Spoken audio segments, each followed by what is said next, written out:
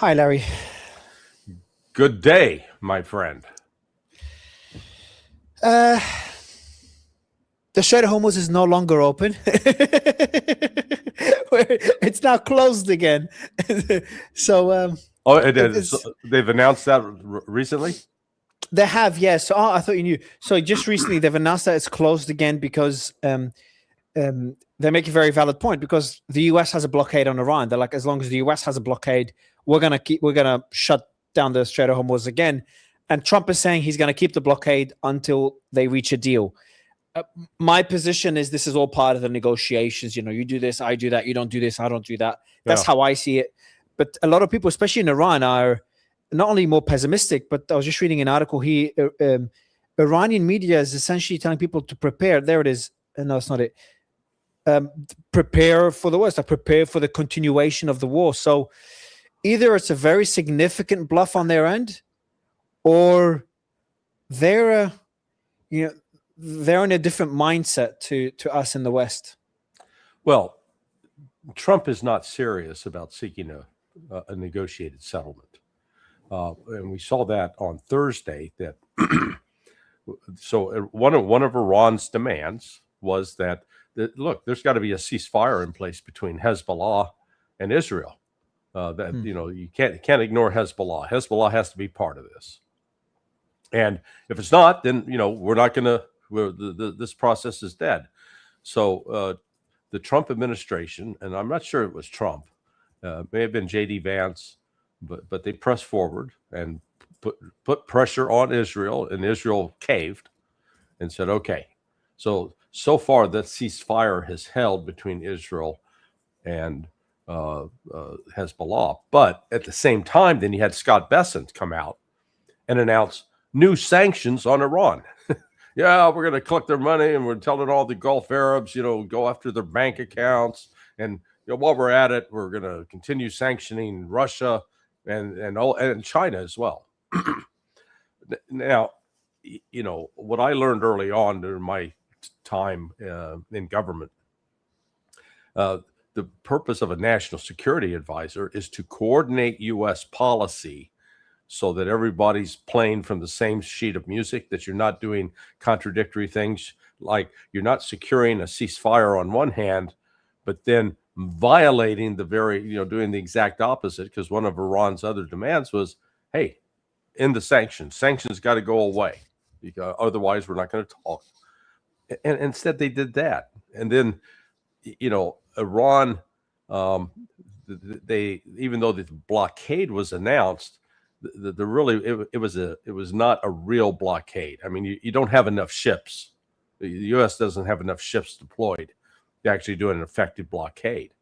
And but even the entire premise of a blockade is nonsensical, because you've got people in the Trump administration that really they're talking as if we just do this blockade, man, it's going to put so much economic pressure on Iran that they're going to have to cave.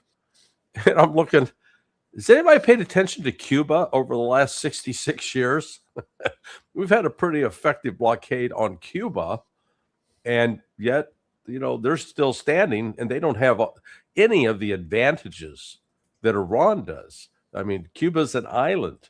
Cuba doesn't have vast natural resources other than some great tobacco and great cigars. Here's Iran, which has, it's got Turkmenistan on its border. It can interact freely, travel through there. Goods can come in. The same with the Caspian Sea and direct access to Russia. So it's just a nonsensical policy. So this, but Iran is being firm. We know what we want. We've told you what we want. If you're serious about doing this, let's go forward. I think a lot of what Trump has been announcing is we got agreement. Oh, yeah, the Iranians are doing everything we tell them to do. No, it's not true. And it's more designed to manipulate the stock market, manipulate the oil market. And these people that are buying into Trump's rhetoric, intelligent people are buying into this. To me, it's shocking. So Rhetoric, as in he's going to end the war. He wants to walk away from this. And I'm. go ahead. I don't want to disappoint you. I'm actually one of those people, so don't be disappointed in me, Larry. I just really think he does want to walk away. I don't. I think he will eventually. He will tackle, no matter what concessions there are. I think he's trying to get as little concessions as possible, trying to pressure Iran. But I think he really has no choice. You know, I said the same thing to Joe Kent. I said, like, I feel like there's, and I was saying it to Nima earlier today, the tide is shifting. The days where Netanyahu is the one not misleading, but telling different presidents what to do or pressuring him to do something, I feel like they've, pushed it too far this time around, and I think it's backfiring. Yeah, I could be wrong. Well, you mean backfiring on Trump? Backfiring on them. I think Trump is going to turn on Israel now. He's forced. You saw the language he used against Israel. He said, we forbid Israel from bombing Lebanon. Now, how far this goes, whether action will follow, is a different story. But he said he forbids Israel from bombing Lebanon. He's talking about maybe making Lebanon great again. Obviously, that's BS talk. He always says that. And on the Iranian side, I think he'll end up doing business with Iran, even if Israel would go crazy if he does that. I hope he does, because that's putting America first over Israel first. But you don't seem that. Could that happen, or you don't think so? Well, the problem is you're talking about Trump as if he's a normal, rational human being. Okay, I get this a lot. And I admire your willingness to be gracious in that regard. Okay, so it's an element of maturity on your part, but I did an interview with Robert Barnes. I don't know if you know who Robert Barnes is, but he's well plugged in to the White House and particularly through J.D. Vance. There is something fundamentally wrong with Trump in terms of mentally. I've seen physicians online claim that it's symptoms consistent with prefrontal dementia, and the way the couple of the signs of that are the lack of emotional control. So you've seen these outbursts by Trump on, particularly on social media, where he's attacking people that were some of his strongest supporters, like Marjorie Taylor Greene, Tucker Carlson, Candace Owens, Alex Jones. Megyn Kelly was not seen as a big supporter of his, especially in 2016, but for 2024, she definitely was. He's attacked people, Riley Gaines, the Pope. I mean, he's flying off the handle at everybody. The Pope was a shock to me. I was speaking to someone who's close to the president as well, and they said, Mario, the statements, the threats about wiping out a civilization, that one didn't come as a surprise to us. Trump's got that kind of characteristic where he just, and I've seen this in business as well, some people really go hard line and go really aggressive to get what they want, but behind the scenes they're not going to deliver on whatever threats they make. But most people don't know that. But the thing with the Pope was a bit of a surprise. I think he definitely needs a kind of a filter or a PR team by his side. But you think it's something more sinister. You think, and again, I'm hearing that as well. I haven't looked into it, but some people do have concerns for his mental well-being. Yeah, they've Robert Barnes said it became noticeable in the fall, last September, and it, like with each passing week, it appears to be more extreme. Now, the other element of the prefrontal dementia is called confabulation, and confabulation is when Trump will say things that he absolutely believes are true, but they're not true. They're lies, or it's wrong, and so he's not one of these people who's being deceptive and lying. He's saying things, like, for example, that Iran has agreed to let us pick up their nuclear dust, as he calls it, and Iran's going, no, we haven't. What are you talking about? So I had a guest too, and you might know more about this than I. He's like, Mario, the biggest mentor of Trump, I can't remember who it was. The biggest mentor of Trump was Roy Cohn. Roy Cohn. Cohn. Roy Cohn, sorry. Yeah, COHN, Cohn. Yeah, and he talks about the three minds. Yeah, please. Well, I was just going to say, Roy Cohn died on my wife's unit. My wife was the head nurse Oh, wow. at the National Institutes of Health, and he died there. He died of AIDS. He was a closeted homosexual, and and he hid it for years. But yeah, he was a nasty piece of work. And what you were going to say about Cohn is that the Trump's attitude, you don't basically admit nothing, deny everything, make counter accusations. And so deny accusations, always go on the attack, and then twist everything into a personal victory. And I think one of them is like you keep repeating something until everyone believes it's true. There's another quote of like, what's true is if you say it enough, it becomes true. Something along those lines. Right. Yeah, no, exactly. And so Trump in the past, though, he had a reputation for actually being kind to people. That he played this persona on TV where you're fired, but in reality, because of his insecurities, he was so desperate to be liked. He didn't like having to fire people, and he didn't like getting into a personal conflict. That whatever that was in his mind, man, that's broken, because I mean he's going after people viciously. He is. What he did with Marjorie Taylor Greene in particular, when he called her MTG. When he called her a traitor, and then she started getting death threats, and she had death threats against one of her children, and so she called him up to say, "Hey, look, your rhetoric is getting me these death threats," and instead of him providing any kind of empathy and saying, "Yeah, I'm sorry, I may have gone over," no, he basically said, "Oh, you deserve it." I mean, that's a monstrous thing to say. And from the Donald Trump that we knew before, some people say, yeah, that's, well, I'm not surprised by that, but I'm horrified by that. So he's bringing that lack of judgment to the table on this. You're right.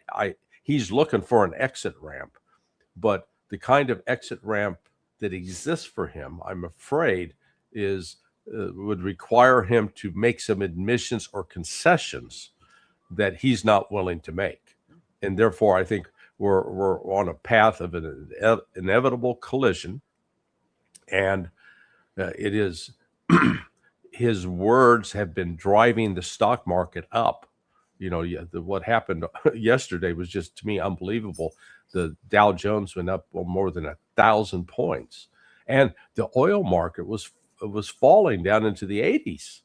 Yeah, and it's still there. It's still below 85, I think. Yeah, folks, 85. The oil, the 20% shortage of oil is only now starting to hit countries. It's going to be real. That a lot of people thought that on February 28th and March 1st, right when the war started, that the tap got turned off, and it did. But the supply of the world was not immediately affected, because you had ships on the tankers on the high seas selling to various destinations to offload that oil. Well, all those tankers have now arrived at those destinations. They've offloaded, and you don't have a fresh load of new tankers lined up behind coming in. So from this point forward, the reality of a 20% reduction in the supply of global oil, that is real. The same for liquid natural gas, the same for helium. And that is having an economic effect that's going to drag down the world economy. There's no way to avoid this. Even if today let's say that Iran finally said, okay, we agree with Trump, we're going to do everything that Trump wants. The blockade is lifted, everything is turned back on, and that goes with the assumption that there's not been damage to the ability of the Gulf Arabs to actually pump oil now. But it just assumes that everything's perfect. It's going to be 2 months, minimum 2 months, before the supply is back to where it was on February 27th. Yeah. But so the oil markets are forward looking, though. And oil is still expensive. Like someone told you a year ago, oil would be at $80. That's a pretty high price. A year ago, oil was in the 50s, 60s, hit the 70s for a tiny bit. in June last year, the 12-day war. But that was about it. Before this was below 60. So a price of 80 something is still high, and maybe they're already forecasting the disruptions. That's why it's not at 50 or 60, or it's not at 60, because they're forecasting that it will take a long time for the economy to recover. But they are forecasting, they're predicting that Trump is going to successfully off-ramp. And you said that Trump wants to off-ramp, but he doesn't have an off-ramp. I think he's in a position where he's trying to get as much as he can, but he's happy just walking away and making his own off-ramp, even if he doesn't get concessions. For him to, because when he makes statements like, we're going to walk in and get out enriched uranium, or the Strait of Hormuz is open, or yesterday he took credit for ending the war in Lebanon and Iran, which I applaud his political ability to kind of twist anything into a win. But I think this is a positive thing, because it just shows that he doesn't really need an off-ramp. And Iran kind of know this. And I think Iran's in a very strong position to get pretty strong concessions. So I think we'll come out of this where the biggest winner is Iran.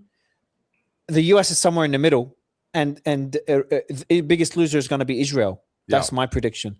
Well, but Israel is the wild card in this, and they continue to exert quite a bit of influence at least within the legislature, the House and Senate on Capitol Hill. So that's not going away. It is true that when you look at the opinion polls, particularly for men under 50, man, they are decidedly against Israel. I didn't tell you this, Larry. I didn't tell you. I was speaking to Professor Fuad in Iran, and he said, my audience knows this. I've mentioned it a few times because I was shocked. He goes to me, Mario, most of the young people in the US believe in a one-state solution called the state of Palestine. I'm like, Fuad, you're overdoing it. Come on. I look at the polls in the meantime. 10 to 15% of Americans, 18 to 24, I think, believe in one-state solution of Israel, 10 to 15. 35 to 55%, Larry, believe in a one-state solution called Palestine, and about 60% believe in a two-state solution. So obviously the total is not 100 because some believe in more than one. But it just shows the numbers are staggering, that over about 35 to 55% of young Americans believe in a one-state solution of Palestine. That would be a terrifying number for the Israeli lobby. Oh yeah, no, but it takes time.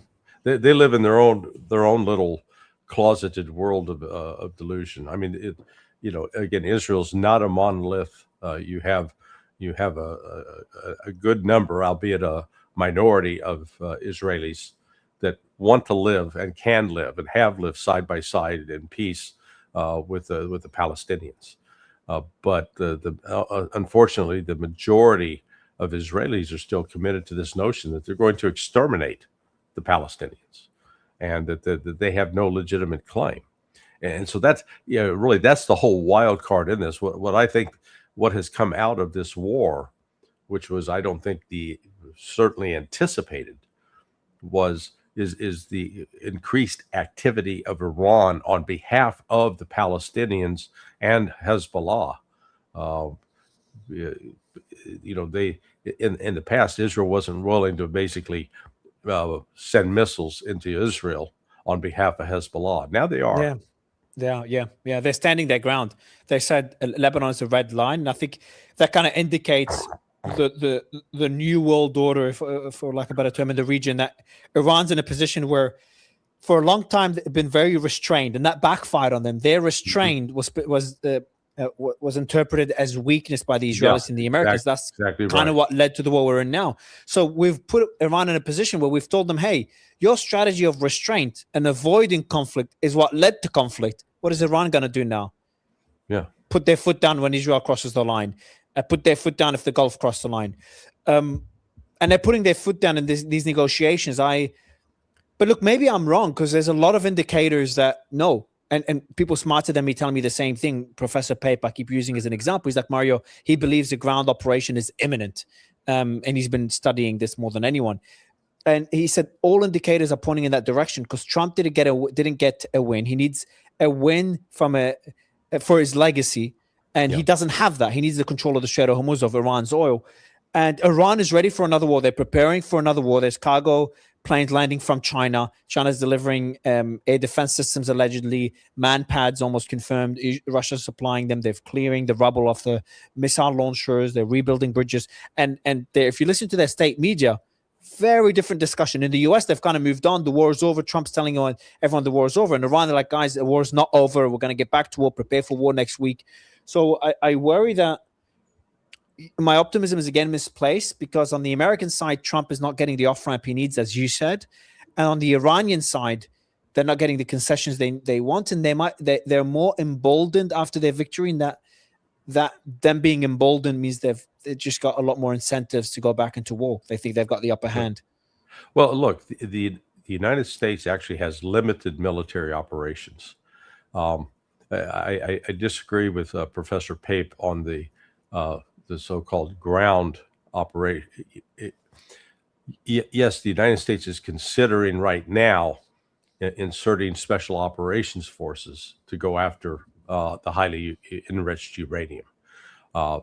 That would be, in fact, I saw one of these generals on television saying, "Yeah, it'd take 10,000 troops to do it, but yeah, we could do it." And I'm going, okay. Do you realize the C-130, which is the most likely aircraft that would be used to insert troops? One C-130 can carry 90 paratroopers with a combat load. 90.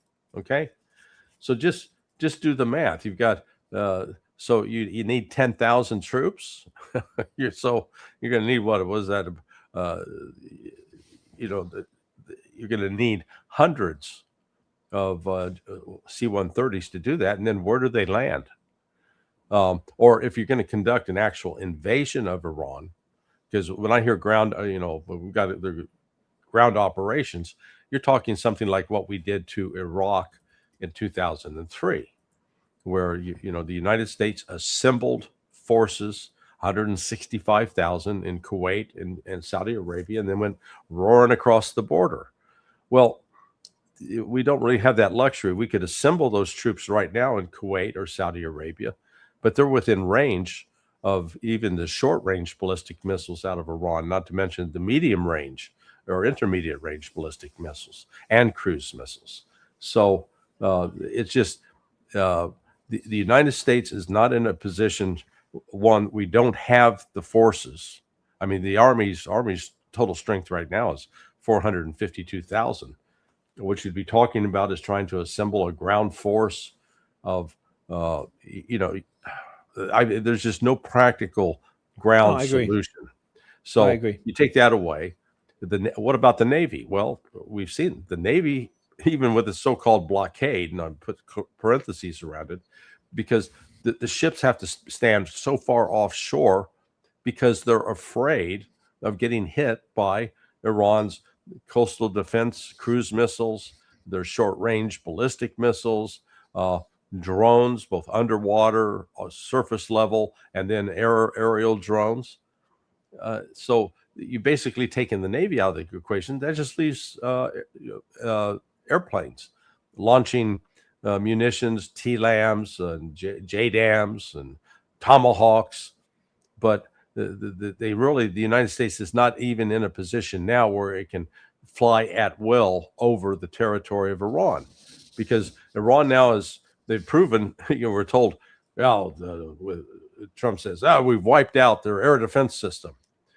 Well, okay, then what has brought down that $250 million drone, the Triton? What's brought down the F-15? What's brought down, so you go down this list of aircraft and drones. The A-10s, the C-130s, or C-130s were destroyed on the ground, but the A-10 and the F-35 that was damaged as well. Yeah. So multiple drones. Yeah. So let's concede that whatever damage has been done to the Iranian air defense system is not complete at all. And in fact, reportedly, China is now really bolstered. They've built up that capability. I know from talking to one of my friends that they're very, very concerned that Iran is now in a much stronger position. If we go back to the hot war, and try to fly into Iran, that I was told with no hesitation, says, we're going to lose pilots. And then then we're going to face that spectacle of American pilots being paraded around on television, perhaps. Yeah, China's reportedly supplying HQ9s. Not sure if you've looked into them, but some people say they're even more capable than the S3 and S400s from Russia. Reportedly, it's impossible to know. So that's why I'm leaning more to a war is highly unlikely. Now, there might be, right after Robert Pape, I had Colonel McGregor, who was somewhere in the middle. He said there'll be a 4 or 5 day bombing campaign before Trump concedes to try to get Iran to concede, but it won't work. Yeah. I think that's possible, even though I still think it's highly unlikely, because Iran would retaliate in very, very aggressively, as in close the Strait of Hormuz, strike the Gulf more than they did before, because they're kind of fed up. They've been through multiple negotiations, and then throughout the negotiations, they get struck. And now, if it happens again, there's only so far you could push, because the country's like, screw this, we're going all out. And I think we should take advantage of the kind of off ramp, because Iran doesn't want this war either. And I think Iran wants to end the war based on their terms. And I think we will see the beginning of American bases slowly getting out of the region. They're not needed. It's a practical thing to do. Joe Kent was telling me that people were talking about this in the administration for years. And now, now there's a reason to do it, but it's got to be done in a way where it doesn't demonstrate just a complete loss. I just think it's the best case, the most logical case, Larry, is Trump is like, we're going to do business with Iran. And he's probably pissed at Netanyahu. He probably blames Netanyahu for this war behind the scenes, for the intelligence from Mossad, which I don't know how it worked. I really don't know. I posted last night before going to sleep. I'm like, the war is over, but I'm really curious who the hell was able to convince Trump into this war. What type of intelligence? Because Trump was, he's got the people in the White House giving him the advice that matters. Like, hey, this is a bad idea. We shouldn't do this. Iran will close the Strait of Hormuz. They will strike the Gulf.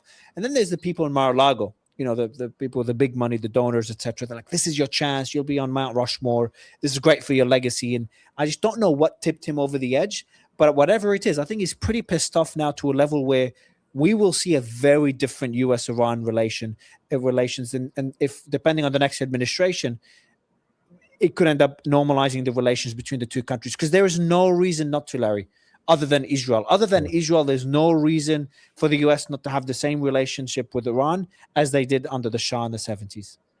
Yeah, the entire relationship with Iran, it was poisoned in the 1980s.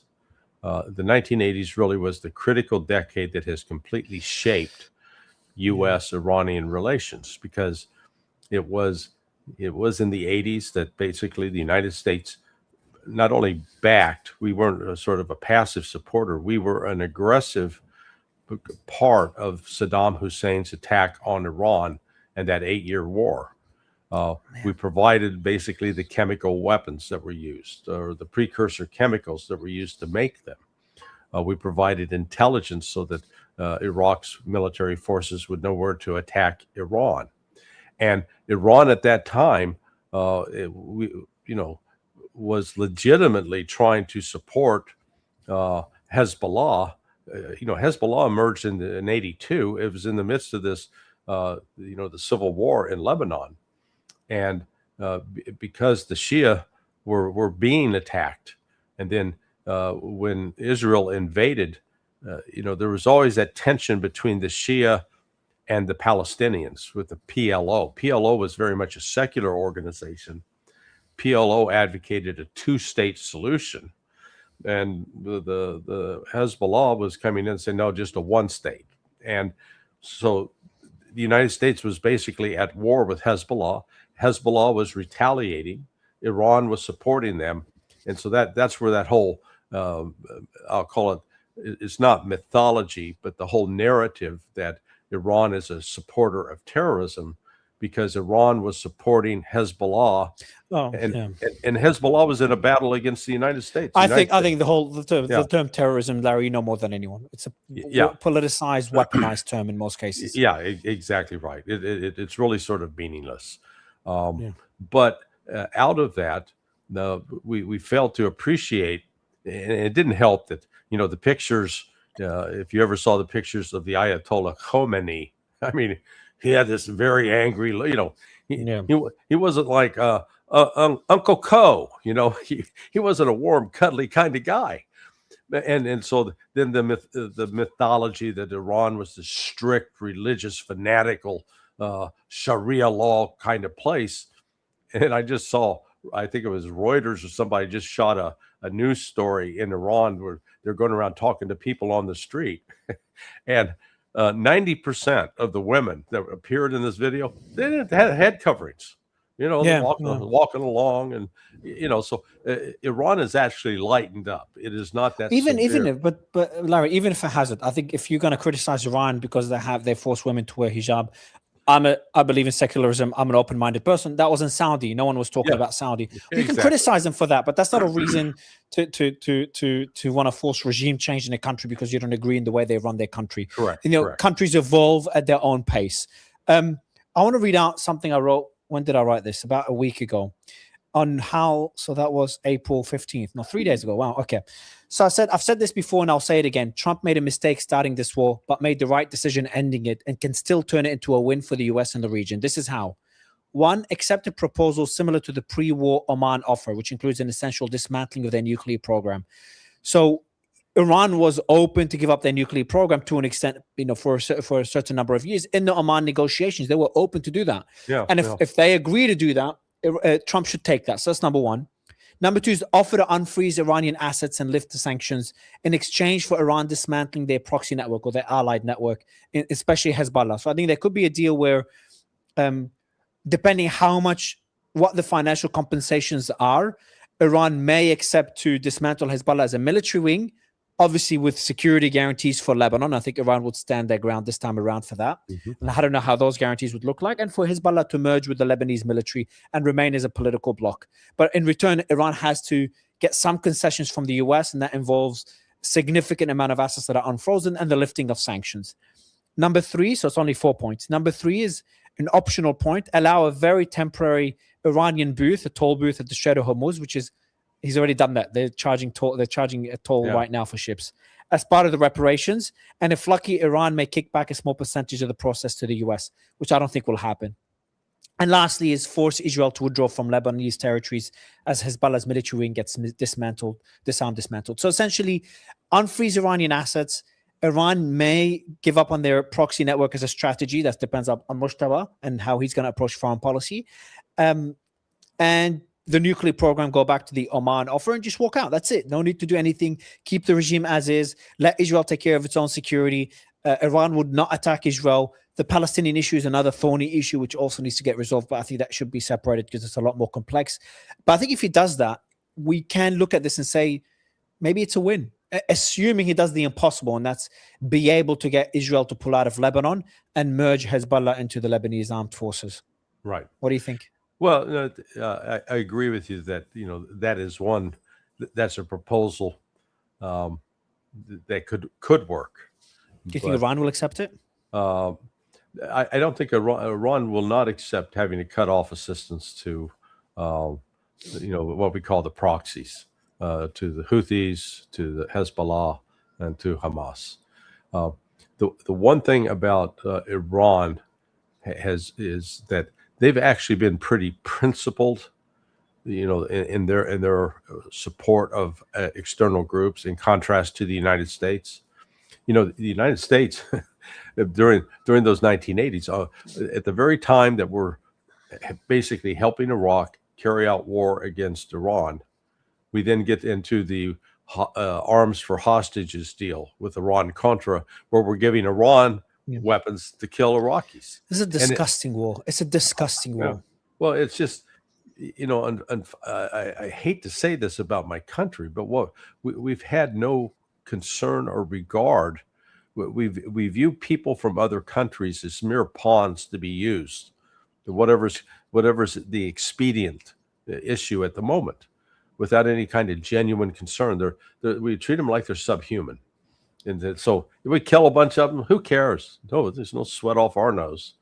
But the Iranians have been pretty consistent. They know what their interests are. They know what they're fighting for, what they're supporting, and I don't see them backing away from that. They're not going to sacrifice principle just to get a deal. Is it sacrificing principle? If let's move to Hezbollah, because it's like the biggest issue right now, and the same way the Palestinian issue is like a source of a lot of instability in the region.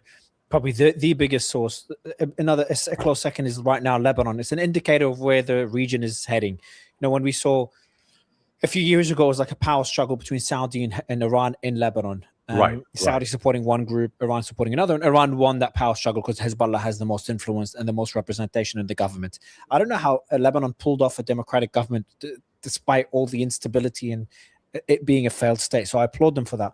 Now, but if there's a pragmatic deal where there is security guarantees for Lebanon, Israel pulls out of Lebanon, and the Lebanese armed forces are rearmed by a group of countries, maybe the Gulf and Iran, maybe the US, maybe France, maybe all of them, is rearmed to act as a deterrent against Israeli aggression and offer security in their country, then there is a scenario, I think, where Iran wouldn't abandon Hezbollah, because they haven't. They've shown this time around. I think they abandoned them before because Iran didn't want confrontation. Now, some people disagree that they did abandon them.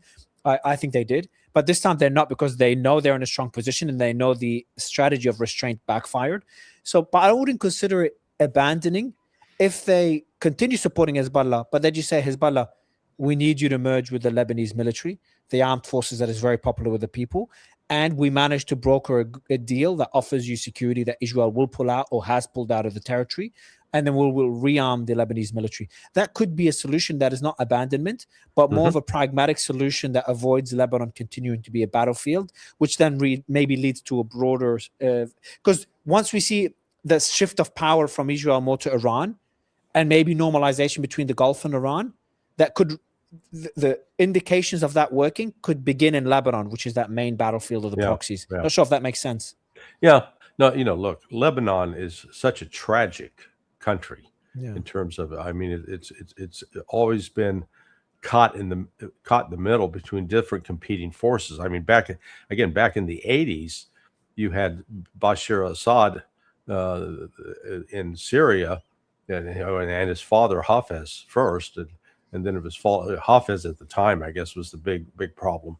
So they were manipulating the certain groups. Amal, I think, in particular, was aligned with them. That's true. And then Larry, you know a lot of details about Lebanon, the intricate details that not many people know. Yeah, well, when you look at the divisions that have torn it apart, and man, if Lebanon could find a way to reconcile internally, they would actually then it would be an island of some stability in the region. But I don't know if that's possible. But I agree. But today Lebanon is probably in the weakest condition that it ever has been, and over the years, in the 1980s, Hezbollah.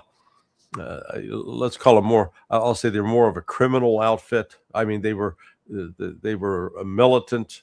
They didn't have a sort of a political vision. But today, 45 years later, Hezbollah is they are a state within a state. I mean, they've got political, social, economic. It's not just military. They are an organic entity, and so it's not just a matter of getting them to stop fighting. What's so sad is the Palestinians themselves bear some blame for this over the years, because the Palestinians fought amongst themselves, where the PLO was actually despised by the Shia. I'm told in southern Lebanon. I got chastised because I'd misspoken regarding the start of the civil war in '75. That there were some Shia villages in southern Lebanon that actually welcomed the Israeli invasion in '82. They were throwing rice at them. Yeah, you're here. But that evaporated pretty quickly. They celebrated whose invasion? The Israeli invasion. Interesting. Yeah. So, because a lot of Lebanese people, the ones even that despise Israel, they also blame Palestinians because they came to their country. They dragged Israel there, and Right. like I empathize with the Palestinians. They're being kicked out of their country, and when you're a resistance group, you do anything it takes. During World War II, resistance groups started operating from outside the countries they were resisting in. Correct. Especially the leadership. That's just the way it works. But yeah, sorry, I was going to say you've articulated the situation in Lebanon. I hope the audience really paid attention, really, really well. How Hezbollah started and how he's become. It's more than a military wing, cannot be simplified as such. But also how so many other countries, you went back all the way to Assad, had their fingers in that pot. And that's why I've always said Lebanon is kind of that indicator, that barometer of what's happening in the region. When there's a fight between Iran and Saudi, you're going to see the results of it on the battlefield in countries like Lebanon, especially Lebanon. Same thing with Israel and Iran, the US and whatever country as well. So Lebanon is always that indicator. And I'm on the Lebanese side though, Larry. I'm just so... You know me, I'm always trying to be not only nuanced, but like try to look at things objectively. Like when Israel does something horrible, I'm like, even Smotrich, I look at his post. He did a post a few days ago, and I responded to it very aggressively. But before I did, I'm like, what is he thinking? Let me go through, read his other posts, try to understand his mindset. I struggled with him. He's just a lost case. But on the Israeli side, what they're doing in South Lebanon, Larry, like, come on. Like, I was making the argument that Israel had the right to defend itself against Hezbollah. And if Hezbollah's gone, I think Israel would pull out of Lebanon or stop the war. I was 60% convinced, as I've always said. Now I'm 50-50 or almost the opposite side, because what's happening in Lebanon is disgusting. Like that, yeah. I really don't. I think that impunity won't last for long, but it still has a few years, and they're squeezing every single drop of that lemon before their time of impunity ends. And I think Iran, this war with Iran and the strategic win of Iran, I think people don't understand how massive the shift will be in the region. Yeah, no, it destroys the myth of U.S. invincibility, and we've been a lot of people have imagined or bought into the narrative that the United States is so strong militarily you can't resist them, and yet here in the last 12 months, because it was a year ago in March that they launched Operation Rough Rider. The Trump administration launched Operation Rough Rider in the Red Sea against the Houthis, and their attitude was, we're not a bunch of weaklings like the Biden administration. By God, we're going to show these Houthis who's boss. We're going to bring down the full weight of the U.S. military. And so for 7 weeks, we were going to allow freedom of navigation in the Red Sea. And after 7 weeks, the United States withdrew. I mean, Trump did a classic Trump thing. He declared victory. Okay, the Houthis have capitulated. I say so, and let's go. Then we pulled out the aircraft carrier. But in the course of that 7 weeks, we were losing one MQ-9 Reaper drone per week. Those are $35 million a pop. So right off the bat there, you lost close to $250 million worth of drones. And we were unable to defeat the Houthis. Even though we killed a bunch of Houthis, we bombed their country, but it showed the limits of U.S. power. Now jump ahead to February. Why with that one? Why the Houthis? So I understand with Iran, they had a lot of things underground. I haven't looked into the operation against the Houthis. What failed? Because they don't have the same network as Iran. They don't have the same capabilities as Iran. It's the limits of air power. You can only bomb so much, and when people are underground and they've got a bunker, underground bunkers and are protected, you can't destroy all that. The only way to actually destroy that is to put troops in on the ground and go in and fight a land war. And that this has been a sort of a fantasy of the Air Force, Army Air Corps. Yeah, it goes back to World War II. They actually the planners in both the UK and the United States believe that they just dropped enough bombs that they would force Germany to surrender, and that turned out not to be true. So, but that has persisted. U.S. did it again, tried to do it in Vietnam. We ran those B-52s that were bombing North Vietnam. That was going to force them into submission. It doesn't work. You actually have to put troops in on the ground. And the United States is not willing to do that, not willing, and actually lacks the force structure now to do that. And because the advent of these cruise missiles and these ballistic missiles now that are quite they're prolific, and they're not like the Scuds were 23 years ago. There have been significant advances, and then the drones. So you've now taken away the ability of a country like the United States to send a force overseas into an assembly area, because you have to have an assembly area for those forces to get together, to get the resources in place so that they could then launch a ground operation. That really has become almost impossible anymore for any country, whether it's Russia or China, United States. They can't do it. Russia could do it in going into Ukraine simply because they're assembling right in their own country. Okay, so they don't have that logistics issue, but the logistics that are involved in trying to send troops overseas, that's a challenge. So let's go with the scenario that the war has not ended for whatever reason, whether Trump has not achieved his objectives, whether this is all a facade right now with a planned operation to continue. Obviously, we'll put ground operation aside because it just does sound suicidal based on everyone I speak to, or most people I speak to. So if the war will continue, what would you expect to happen? What would make most sense on the American side? Well, the U.S., it's going to be the economic pressure that's ultimately going to force the United States to change policy. I've got Steve Hanke. Right after this time, I'll be talking, because of that exact reason, Steve Hanke, you might know him, professor of applied economics at Johns Hopkins University. I'm speaking to him about that exact reason, because last time I spoke to him, he said to me, Mario, the economy has no way of sustaining this war, not put aside months, even weeks. That was a discussion we had about 2 weeks ago.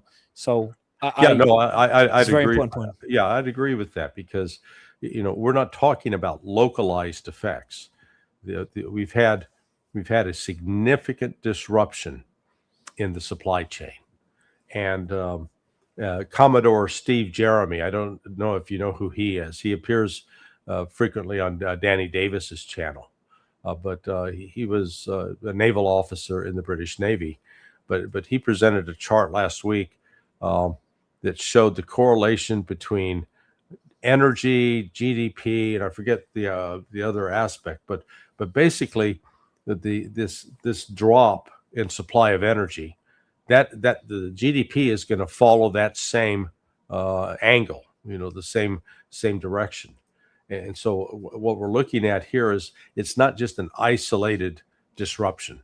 This is a global disruption in the supply chain, and it affects everything. Everything. And so when you add microchips, it's all your electronics get affected. The fertilizer affects the entire food supply. Oil has multiple applications. From going on a holiday will be impacted. Just inflation in general will take a hit. Economic relations, because globalization as an experiment will start to look like a failure. All countries will have to start thinking inwards and stop exports. I'm not an economist, but I remember studying in university. I did study banking and finance, and I studied the concept of globalization. All depends on a system that is operating flawlessly, especially with the whole just-in-time process now, where everything's kept low supply for efficiency, but you have to get it on time. Any disruptions that we've seen in COVID could have disastrous consequences, and that's happening. Yeah, and so I think it'll ultimately be that economic pressure, which again, it's going to hit internally into the United States. So it will become an issue. So why are we spending money we don't have overseas in these mindless military adventures? But then countries that were allies of the United States, or perceived allies, again, for their own economic survival, they'll be adopting policies and taking positions that will be antithetical to the U.S. So we're going to see this era of the United States as the dominant superpower in the world. That's over. It's coming to an end. And the emergence of the BRICS countries as an alternative financial system, it's real. There are a lot of people in denial about it, trying to pretend all of that's not significant. And China is going to be the major player in this, and that is and they are positioned to do so because the key is energy, power, electricity, and they there's no other country in the world that can compare with what China has done with foresight to create not just nuclear power, coal power, sun powered. They've got massive solar fields out in the deserts. That a good place to put them. There's nobody out there, no animals running around, and yet that sunlight is collected and that energy is then distributed throughout the power grid. So, yeah, I think that's going to force the United States into a realization that we can't continue this war, and however uncomfortable it's going to be, they're going to have to accept an agreement to live and let live with Iran. I don't see. I don't think Iran will surrender at all its right to enrich uranium. They're going to insist on that now. Yeah. I'm going to show you a quick video of the military movements that are happening. Not sure if you're keeping track of this because, what is it? Don't trust the words, trust the action, or something like that. Or actions speak louder than words. Also, in the meantime, Iran is reviewing U.S. proposals while publicly swearing it will never compromise even slightly. So essentially, Iran is saying, Trump is saying, who was using that same strategy, but they're saying we will not make even the slightest compromise, retreat, or leniency, and will defend with all its strength the interests of the Iranian nation. I think that's Mushtaba Khamenei made that statement. But in the meantime, these are the U.S. military cargo ships that have been moving on a daily basis to the region. I'm sure you've been watching them, and that's been happening daily. We're seeing similar movements to Iran. How likely are those just restocking as expected versus preparing for something? How do we know the difference? Well, I am told by some active duty military people that initial force that we deployed to the region, leading up to February 28th, they basically go with a supply level for 45 to 50 days. Okay. Well, that's where we are right now. We're at that 45 to 50 day window. So I think a lot of that activity, what you're seeing, is the resupply to put those forces back into a position where they had the supplies they did when they started. But you also can't rule out that what I've heard, Danny Davis has heard it, Doug McGregor, that there is a plan that was on the table for conducting a massive, that when the ceasefire ends, the United States would conduct a massive bombing missile strike designed to try to compel Iran to surrender. Yeah, Doug Douglas told me the same thing. He told me the same thing. He said on Monday he expects a 5-day massive bombardment. Obviously, we can't know for sure, but this is the worry of his. Now, but we've also heard that there now has been, that may have been taken off the table, and instead there's going to be this effort to launch a special operations force to try to take highly enriched uranium out of Iran. That sounds crazier. Yeah, it is. No argument there. But what all of this means, though, is the United States they've not backed away from entertaining military options. And you'll know that peace is at hand when that flow of air traffic is just one direction going back to the United States, where we put our foot on the brake, and then we put the car in reverse, and we start withdrawing these forces. So they have not ruled out further military action. And Iran itself is quite prepared. Said, okay, that's likely what's going to happen. We're prepared, and we'll deal with it. The Iranian commander said the following: if the war resumes, that was while we're speaking, so you see me looking down. I'm looking at the news in the last hour. Yeah. If the war resumes, Iran will use missiles that were built just this month. They can't stop Iran's missile building capabilities. If the war resumes, it will become global this time. So Iran is still building missiles despite all the bombardment they've gone through. Correct. And I've been told that they're building missiles underground. Yes. Yeah. Do you know much about that? They are? Do you think they are? Oh yeah, no, absolutely. Alistair Crook's really sort of the expert on that. He's been in those missile cities, but it was Iran embarked upon building these underground structures back in 2004. It was a consequence. They watched what the United States did to Iraq in 2003, and they realized, okay, anything that's a surface level, it's going to get wiped out. And so the designs that they pursued were designs that the West had developed for how do you survive a nuclear attack. So they built these underground cities. They call them missile cities, but these underground facilities across the country that are designed to a level to survive a nuclear attack. So that's they're serious about it, and they've developed that. That's why when Trump said, "Oh yeah, we've obliterated their nuclear capability," no, we hadn't. But that's Trump. That's like I always take his words with a grain of salt. But then this kind of perplexes me even more. Goes back to the question I asked yesterday: what piece of intelligence convinced Trump to take that decision? Like what? It just sounds such. It's so obvious it wasn't going to work. That's really what perplexes me. Why this was done. He was. I call him a victim and part of an intelligence operation. So.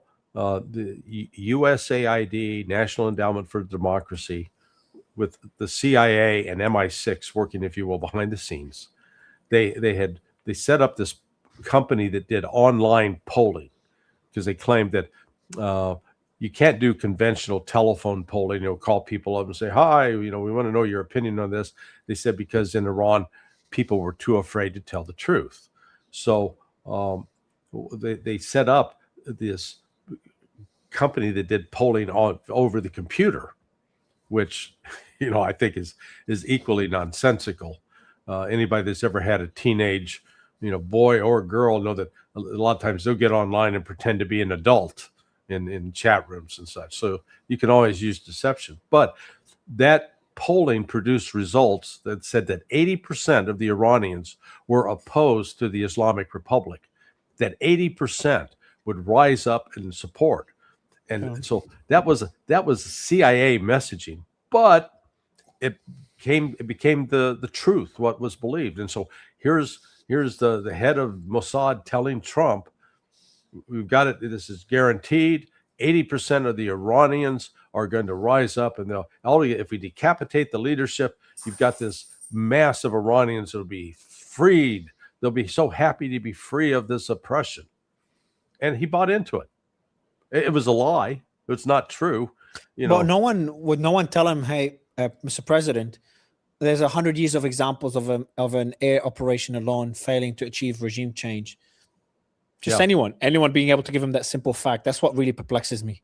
Yeah. See, I've been, I lived through this back when I was at CIA. I started off as the Honduran analyst during the time that we were running the wars in Central America. And Honduras was one of the top 5 foreign policy priorities for the Reagan administration back then. And evidence of that is, as an analyst, I was writing for the Presidential Daily Brief at least 2 and sometimes 3 times per week. The average analyst to get an article published in the Presidential Daily Brief, they were lucky if they did it 1 a month. Okay. So I was doing it 2 to 3 times a week. But we had convinced ourselves of a particular narrative. And yet when you tried to go and there are senior intelligence officials who interact with the politicians, and more often than not, they get corrupted with the politics. And I remember on one occasion, I was doing a brief and to the National Intelligence Officer for Latin America, a guy named Bob Vickers. And I said something, I was just saying, and the Contras, because the Contras were based in Honduras and Costa Rica. And as soon as I said Contras, he said, "Stop. You can't call them the Contras. You must call them the Nicaraguan Democratic Resistance." And I went, but Reagan calls them Contras. He goes, "Yeah, but he's the president." So when you see that, I use that just to illustrate that how an intelligence official that should be objective and just the facts, ma'am, is instead pandering to the political side of the house. So you don't actually get the intelligence in front of the president, or the president refuses to look at it or listen to the intelligence. And that's not unique to Trump. I mean, I've seen that, that's happened. My first exposure to it was with Ronald Reagan, and I guarantee it went on with George H.W. Bush and Bill Clinton and George W. Bush and Barack Obama and Joe Biden and then Trump, all of them. And when they get locked into a policy, they do not want to hear dissenting information that might destroy their worldview. How easy is it to, as a final kind of a question, how easy is it to mislead a president? Oh, very easy. You control the information flow. That's where the chief of staff is critical. Now, the problem, in my opinion, the absolute best chief of staff in the last 50 years was James Baker. He was not an ideologue, and the team with George H.W. Bush, where you had James Baker and Brent Scowcroft. Brent was the national security advisor. Again, just a tremendous individual in my view. But we haven't had two people of that quality in those. Now we got Marco Rubio. Oh my God. What do you think about Susie Wiles? Who? Oh, Susie Wiles. Susie. Yeah, she's a problem. I mean, she's a problem. Yeah, big problem. I mean, she was, helped run Bibi Netanyahu's campaign, and she has been the gatekeeper that until recently, according to reports, was withholding information from Trump. Made sure that all Trump was getting was the positive information. Hey, we're winning. This is great. Look at Trump. He genuinely still believes that he's got 100%. That CNN poll said I got 100% support.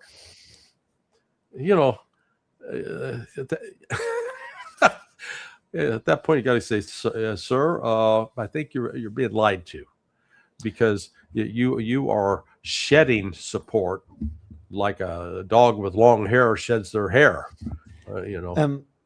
Larry, I know I said last question. I have one more thing I want to ask you about is, what do you know about Mushtaba Khamenei, if anything?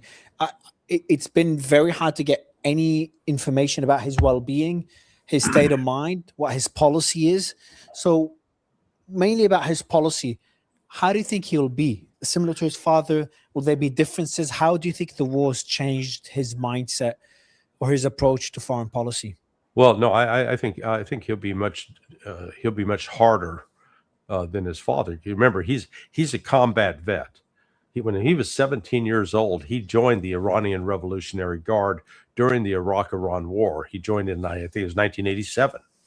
He fought in 3 major battles. I don't know if he was ever wounded.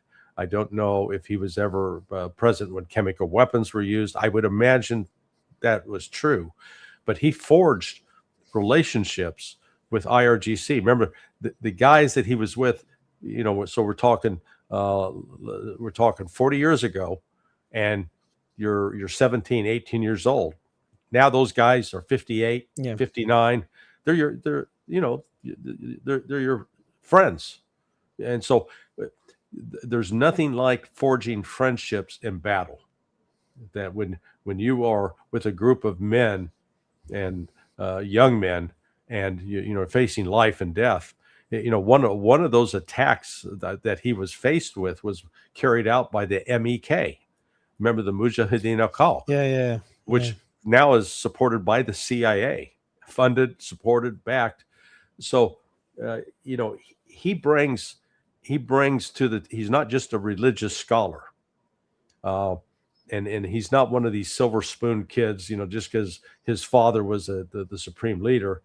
He had to, he had to do his own thing. He became a religious scholar in the aftermath of that combat, but that combat experience, I think, shaped his life. And I think the reason you're not seeing or hearing much from him in public, they recognize the West wants to kill him if they can. And so there's no need for him to go out in public at this point and stay behind the scenes. But he also brings to it, and put yourself in his position. You're going to deal with Israel and the United States, and they've killed your father, they've killed your mother, they've killed your wife, they've killed your baby daughter. You know what? I know what my reaction would be, and it would not be charitable. Yeah, he's not going to take a line where they're going to surrender Iran's interests. They're going to hold the line. He'll hold the line firm, but he's got a whole cadre of friends, I believe, that are in the IRGC, in the Army, in the intelligence services. Yeah, and I'm going to have. I think an important factor, as you've talked about, is the economic impact of this. I told you Professor Steve Hanke is coming on. He's a professor at Johns Hopkins University to discuss the economic ramifications of this. Me and him spoke when this war was ongoing, and his warning was very dire, very, very dire, which is one of the reasons I thought the war was going to end soon, because I knew Trump would be facing massive pressure from the donors that will be impacted by this, which is a big chunk of them. And I think they've become louder than whatever donors are convincing him to continue this war. And he always watches the markets as well. So that's what gave me hope that the war is ending. But I talked to him about the impact of the war is going to be felt for months to come anyway, even if the war is ended. Yeah. But also what leverage Iran has, because that's as me and you were talking about earlier. I think this is the biggest weapon, the nuclear weapon that Iran has, is the Strait of Hormuz, which is a chokehold on the global economy. Yeah. But Larry, always a pleasure. Thank you so much for your time, sir. I enjoy our conversations.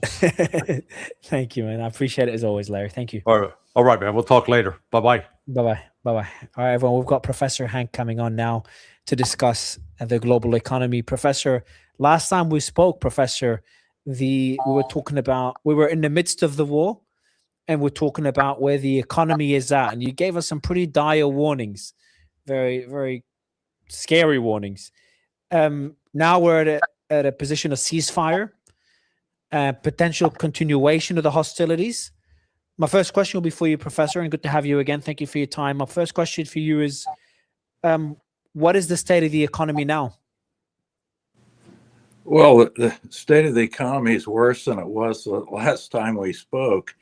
And the interesting thing about the economy, of course, being an economist, you always have to look at the benefits and cost of what's going on.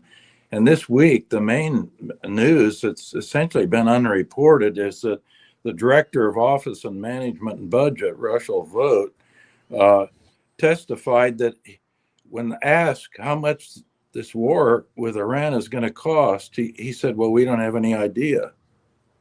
He was clueless. And then it led me to reflect a little bit on some of the past wars that we've had, and the total cost, the direct cost and indirect cost of the Afghan adventure was $6.5 trillion. Now, that's the military costs, the reconstruction costs, the interest cost, and et cetera, et cetera, et cetera. Now, those are big numbers, Mario. You got to always put numbers like that into context. And one context is that we're spending the top line budget item in the United States, the Social Security. It's $1.5 trillion. So the cost of the Afghan war was 4.3 times larger than the Social Security annual budget. And by the way, it's interesting, next year, if passed, there'll be a $1.5 trillion line item for the Defense Department. They're going to increase that from 1.1 to 1.5. So you've got essentially about 40%, or a little over 40% of the total U.S. budget will be consumed by the Defense Department and Social Security. Almost half, just roughly. Wow. So then if you move on to that tiny episode, of course, was Afghanistan. Let's move to Iraq. And if you look at that, they said originally that the direct costs, not the indirect, just the budget cost, what would those be? And they said it would be between 50 and 60 billion. Remember, that was going to be a cakewalk. Paul Wolfowitz told us that was going to be a cakewalk at the time. It turned out that the total cost, the direct cost of the Iraq war, were 50,000 times greater than that. So the current director of OMB doesn't know what the costs are. You're entering and engaging in an activity where you don't even know what the costs are. Now that's just illogical. You always calculate the benefits and costs of something before you do it if you're logical. So that's basically my bottom line point, is that from an economic point of view, the Trump administration is just flying blind. They don't know what they're doing. But we are at a ceasefire. What are your thoughts on the state of the ceasefire right now? Does that change your predictions much? Because the markets are looking pretty optimistic. Oh, that doesn't change my view at all, because it's a little bit of a charade, in the sense that where is this thing all written down? Who's agreed to what? It's a little like the tariffs that get thrown up all the time. The president announces a tariff agreement. Well, nothing is written down, and no one knows really what's been agreed to, and then the verbal agreement is often changed, whatever it happens to be. But you have to realize, Mario, it's kind of in business and finance, what they have, which we don't know exactly what it is. And in fact, as you know, the original thing that came out of Islamabad, the Pakistanis said, well, it included Lebanon, was in the agreement, and then the U.S. and Israel said, well, Lebanon wasn't in the agreement. Yeah. Well, now they've come to some kind of agreement, whatever that happens to be, with regard to Lebanon. But these agreements, in this particular one, where they said, well, if we come to a temporary agreement, then there'll be a 60-day period, a window of 60 days before some final thing is agreed to. So the starting agreement, if it was actually a real agreement, would be like a memorandum of understanding in the corporate world. And everyone knows that those aren't worth the paper they're printed on. Memorandums of understanding are Not broken legally binding all the time. Oh, they're not legally binding and always broken. And even you have to remember also that we have a big spoiler in the game, and that's Israel. And Israel has a propensity to break all these agreements and basically do whatever they want to, because they're operating in a state of anomie, of lawlessness. So whatever the U.S. agrees to with Iran probably won't come over the finish line in that 60-day period, because there'll be a high probability of sabotage of that by Israel. But even if it does go over the finish line, I think it's going to be shall we say, a tenuous agreement. Plus the fact, 60 days, Mario, let's put this thing. When you listen to Trump, you have a situation where you're listening to somebody who's rambling, incoherent, and delusional most of the time. So it's a little hard to get a grasp on reality. And according to the president, it's over. It's a done deal, and that's the end of it. And that's what the markets have reacted to. And then we've got this 60-day period before it's really over, signed, sealed, and delivered, and so forth. To put that into context, you know how long it took Henry Kissinger to negotiate the end of the Vietnam War? 4 years. He was commuting to Paris and the Hotel Laetitia in Paris for 4 years. And they're going to wind this thing up. I mean, it's not going to happen. I made a prediction that the best thing Trump could do, that was about 2 weeks ago, the best thing Trump could do is just walk away. He doesn't really need a deal. Trump stops attacking Iran, Iran stops attacking the US, and the rest of the world has to figure out the Strait of Hormuz. That's also a possibility that if they cannot reach a deal, Trump doesn't want to go back into the war because of the reasons that you've outlined in this interview that we're going to talk about, but in the last interview, about the horrendous economic ramifications that would unfold. So based on that, can't Trump walk away, Professor? Well, the point is, he's put a blockade on that it's even causing more damage and creating more enemies around the world. But you've got right now this war. By the way, I agree with you about the walk away.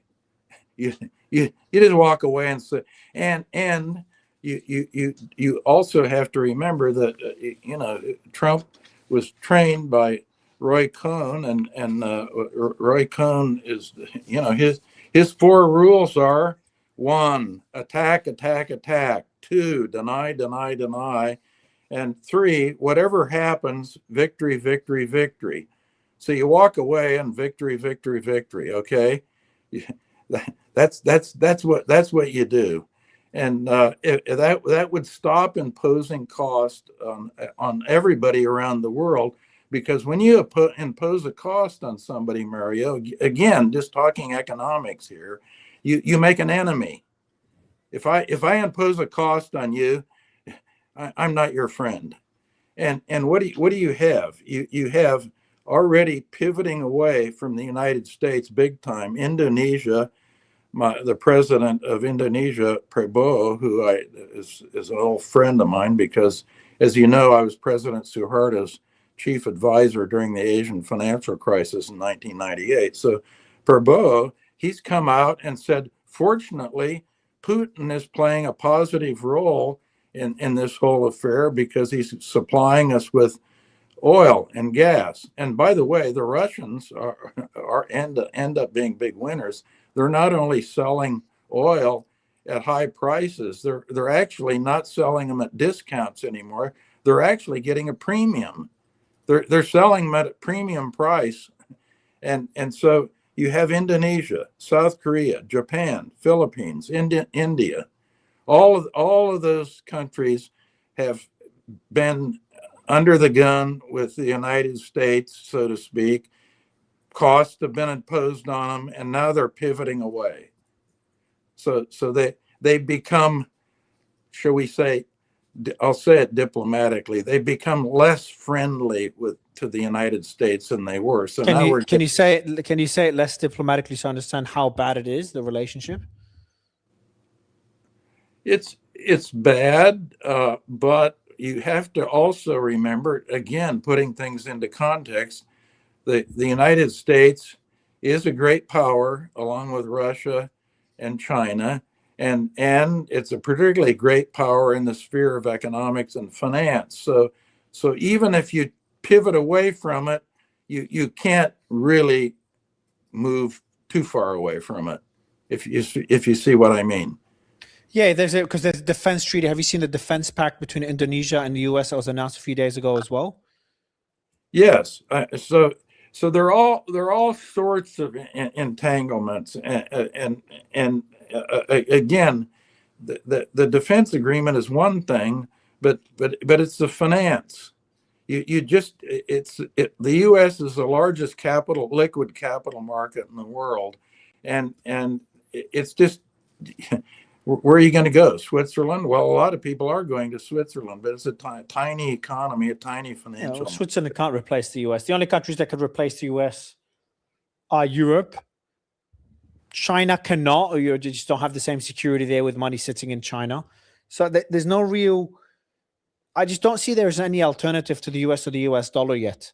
No, there's no question about it. You look at, people are wringing their hands about recycling petrodollars. They've been doing that since 1971, and there is no alternative, basically. Even the pool of petrodollars that exist, there are very few places other than the United States where you can park that money.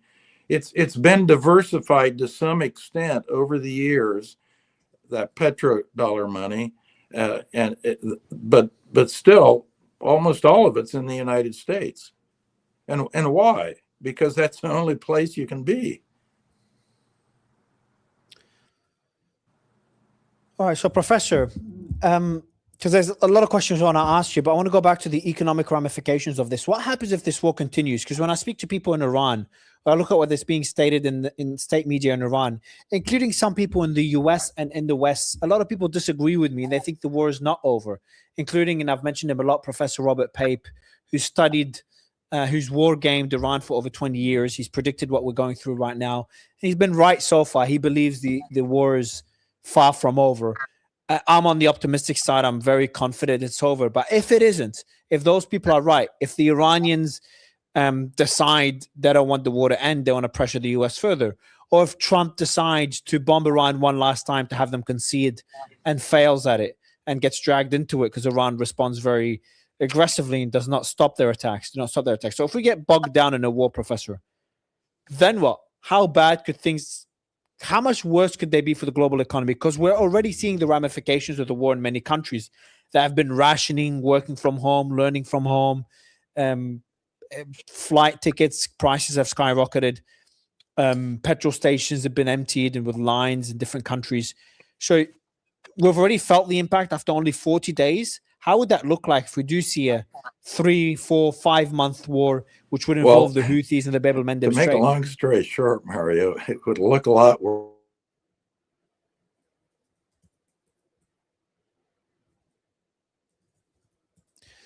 Yeah, I think the professor just got everyone, so we'll be sorting his internet right now. He's just backstage, but I'll be asking him mainly on how the economy would look like.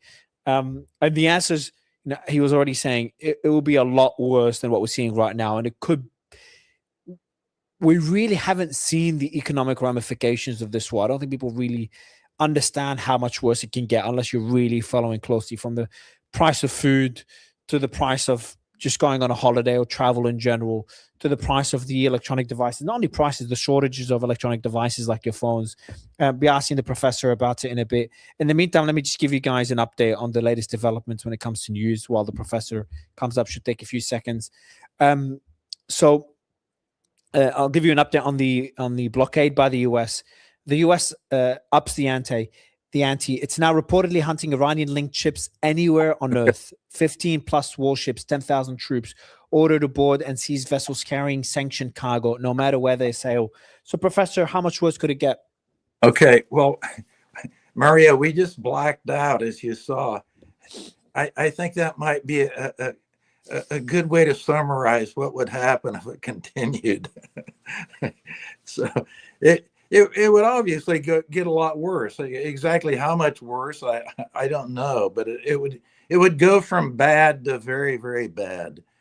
And we probably would see those numbers drop down. The World Economic Outlook came out with the IMF last week, and they dropped the growth rate down from world growth down from 3.4 to 3.1, given the current situation. But that number, if it would continue, the war really would continue. My guess is that number would go pretty close to zero, or maybe even negative.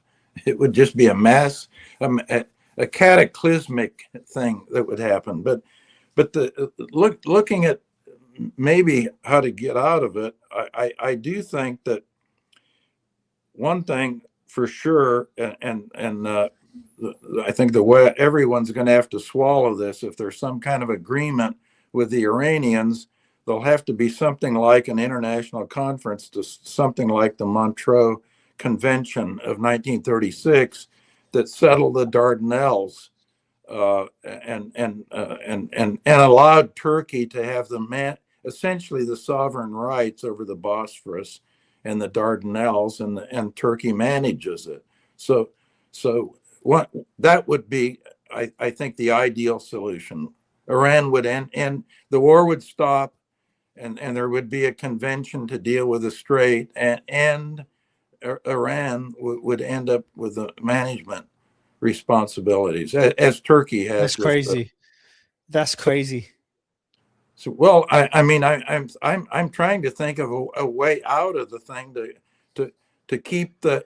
But the Dardanelles is. But this is pretty extraordinary, because Dardanelles is not man-made. The Dardanelles is a natural strait. It's very different to a. Okay, hold on. So the Dardanelles what is the deal there? I haven't looked into it actually. What is the deal? It's not man-made, sorry, it's a natural strait. But what is the deal there? What is the agreement with Turkey, and what were the conditions? Because maybe we could use that as a scenario for the Strait of Hormuz. It went through. There were a number of arrangements that started actually right after the turn of the century, and were ultimately concluded in the Montreux Convention in 1936. And the bottom line is that Turkey was granted the right to manage and charge fees, by the way, for management fees for passage through the Bosphorus and the Dardanelles. That was the arrangement. So you kind of segued into this. You took an extreme position. You said, well, what if the war continues for, on and on and on? Well, that's kind of a nightmare scenario, but a possibility. And my answer is, about the cost, I don't know what the cost would be, but they'd be enormous, because even now, with the external cost being emitted all over the world, it's pretty clear to me that when they do the final scrub down on the cost of what's happened so far, the costs are going to be greater than Iraq and greater than Afghanistan right now. The direct cost might not be, but the external cost associated with shutting down the strait have just been enormous. Interesting. So essentially the Dardanelles, the treaty that led to the deal in the Dardanelles after World War II, is essentially after World War I. So that essentially allowed Turkey to charge a fee, but not really charge a fee. It was more of a service fee for ships that go through, a legal way of being able to charge a toll. Because people are saying Iran would not be able to do the same in the Strait of Hormuz, because it would set a precedent that no other straits has such an agreement. But you're saying there is an example, and that's in Turkey.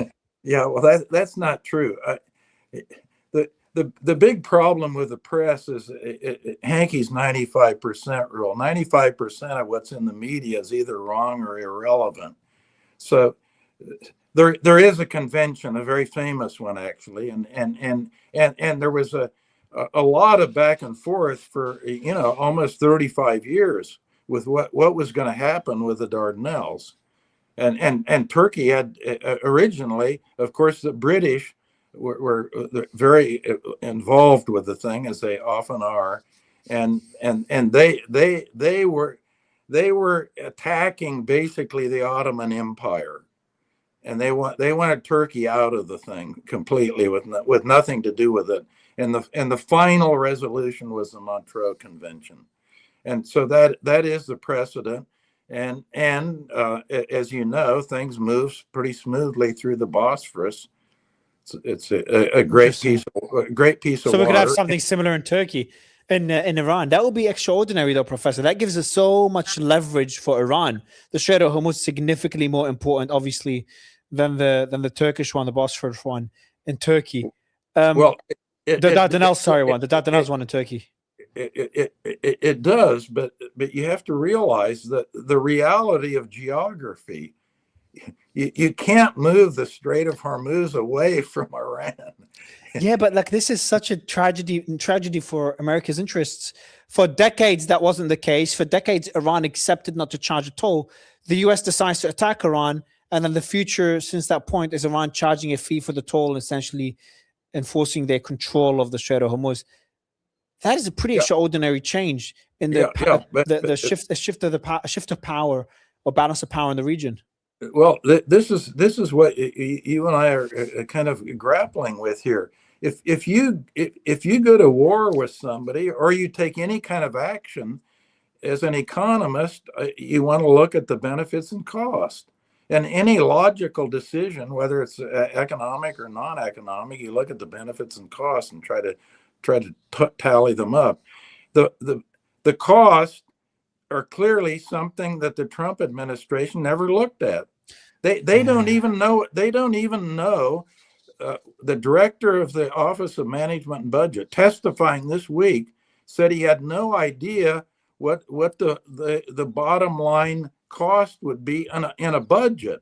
That isn't all these external costs being imposed on everybody because of high oil prices, high helium prices, shortages, aluminum, you name it, everything coming through the Strait of Hormuz. That doesn't include that. That's just talking about accounting numbers, budget numbers, and he doesn't know.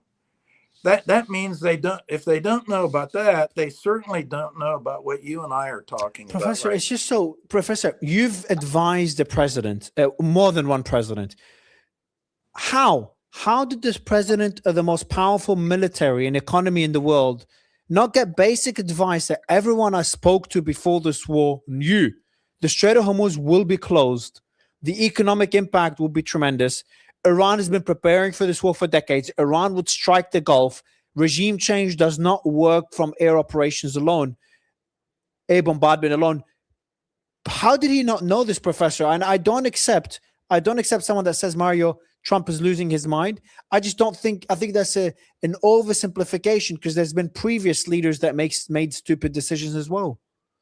Well, I think that I think the most edifying piece on this was the piece in the New York Times, quite a long piece written by Jonathan Swan and Maggie Haberman about the February 11th meeting with Netanyahu and the Trump and Trump's key people, and David Barnea, head of the Mossad, briefed them on the fact that this regime change would work, and that story, 2 or 3 days, the whole thing would collapse and so forth.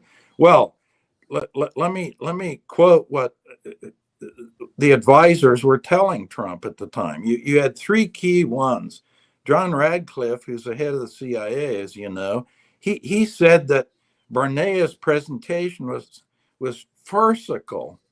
And then right after that, the Secretary of State, Marco Rubio, said, in short, you mean it's bullshit? Now, Trump was in the room. Trump was in the room listening to this.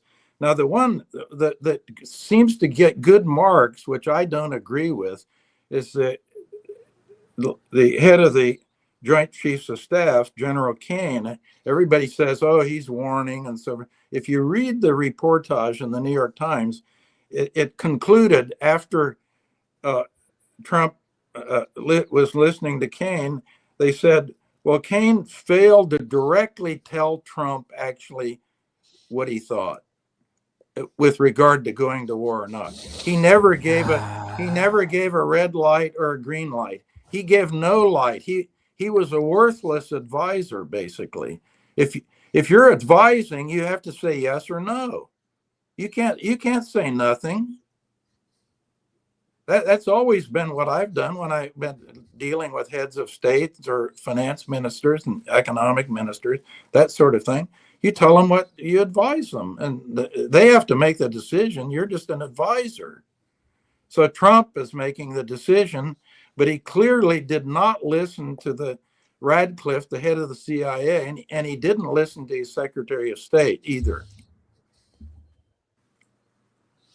Those are quotes, by the way, in the New York Times. They're not me paraphrasing something. So so Professor, how's the world gonna look like with Iran controlling the Strait of Hormuz? I think the ramifications of this are gonna be felt for decades. You've got just a new superpower, one that is aligned with China, one that controls one of the most powerful choke points in the world, that has more control than the entire Gulf combined, at least for now. Well, let's go back to the Montreux Convention. The Bosphorus, the Turks managed that very well. I can't recall any particular incidents. Maybe there have been. I haven't looked and done due diligence to see if there's ever been some kind of fracas on the Bosphorus. But I've watched ships going through there because we have good friends that live on the Bosphorus, and that's where we stay when we're in Istanbul. So they go up and down through there without any problem, and they pay a fee to Turkey. Yeah, but these are the strait, the Bosphorus Strait is in Turkish territory. There's no other country that has real access to it. You just go straight through Turkey. And I've stayed in hotels right next to the Bosphorus Strait. You could see it from the hotel. And you've got the bridges over it from the European to the Asian side. So that's very different to the Strait of Hormuz, which has, a lot of Gulf countries use it. It's got a lot of countries share borders, mainly Oman and Iran, but other countries share borders in the Persian Sea. So from a geographic perspective, it's in a very different position to the Bosphorus Straits. Well, I don't agree. You've got all the countries on the Black Sea that they're trapped if they can't go through the Bosphorus. So you got Bulgaria, Romania, Ukraine, Russia, Georgia.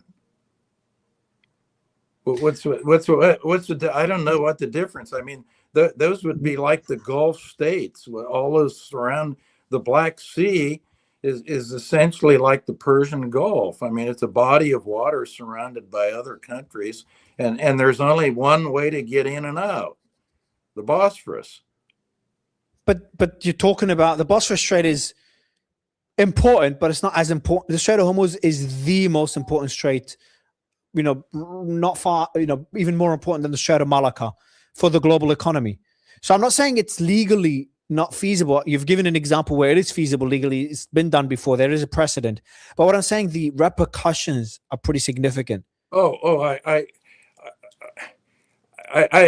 agree. They're very, very significant. We now, to everyone's surprise, they say, God, we didn't realize a third of the world's fertilizer comes through the strait. 20% of the oil. I think about 50% of the helium. We have a huge amount of aluminum. All kinds of other things coming through there. So it is, from an economic point of view, very significant. Now, whether the value, my guess is, and this is without doing due diligence. My guess is your assertion is probably correct. It's probably a lot more value goes through the Strait of Hormuz than the Bosphorus, but still, the Bosphorus is not a trivial, and the Black Sea is not a trivial body of water. Believe me. So what does that mean? There's that big economic power struggle between China and the US. What does the Strait of Hormuz, controlled by Iran, mean for that power struggle between those two countries, controlled by the country that's very aligned with China?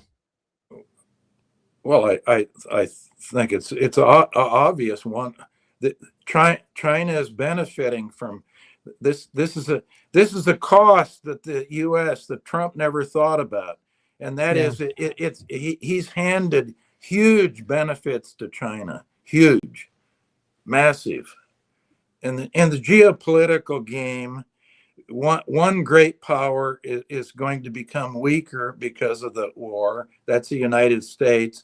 And one great power is going to become stronger. That's China. And by the way, the third great power, Russia, is going to become stronger too. So from a geopolitical point, it was a bad calculus. And the reason that it was a bad benefit cost calculus is because I don't think the president made any calculus. I do think there was a delusional aspect. This is not logical. Any logical person would have never done this. I agree. In terms of the dollar figure, I've asked for quick dollar figures. Strait of Hormuz, $3 to $4 trillion passes through the Strait of Hormuz per year. The Strait of Malacca, 5 to 6 trillion. Wow, even more than the Strait of Hormuz. Bab el-Mandeb Strait, 1 to 1.5 trillion. Suez Canal, 1 to 1.3 trillion. And the Turkish Straits, I think they're referring to both of them, I assume, is 2 to 300 billion. Kind of gives you an idea of the enormity of the Strait of Hormuz. Well, I'm glad you got those figures. Your intuition was right. I think you'd taken a peek at those numbers before you asked me. No, I asked my team to send it through. But I have another question for you, Professor. Is what about Israel? You talked about Israel's influence in starting this war. Israel would go crazy seeing Iran control the Strait of Hormuz. That gives a lot of leverage of Iran, their arch enemy, over Israel and the balance of power in the region. Well, this this you're correct. And what's the implication? Thinking through this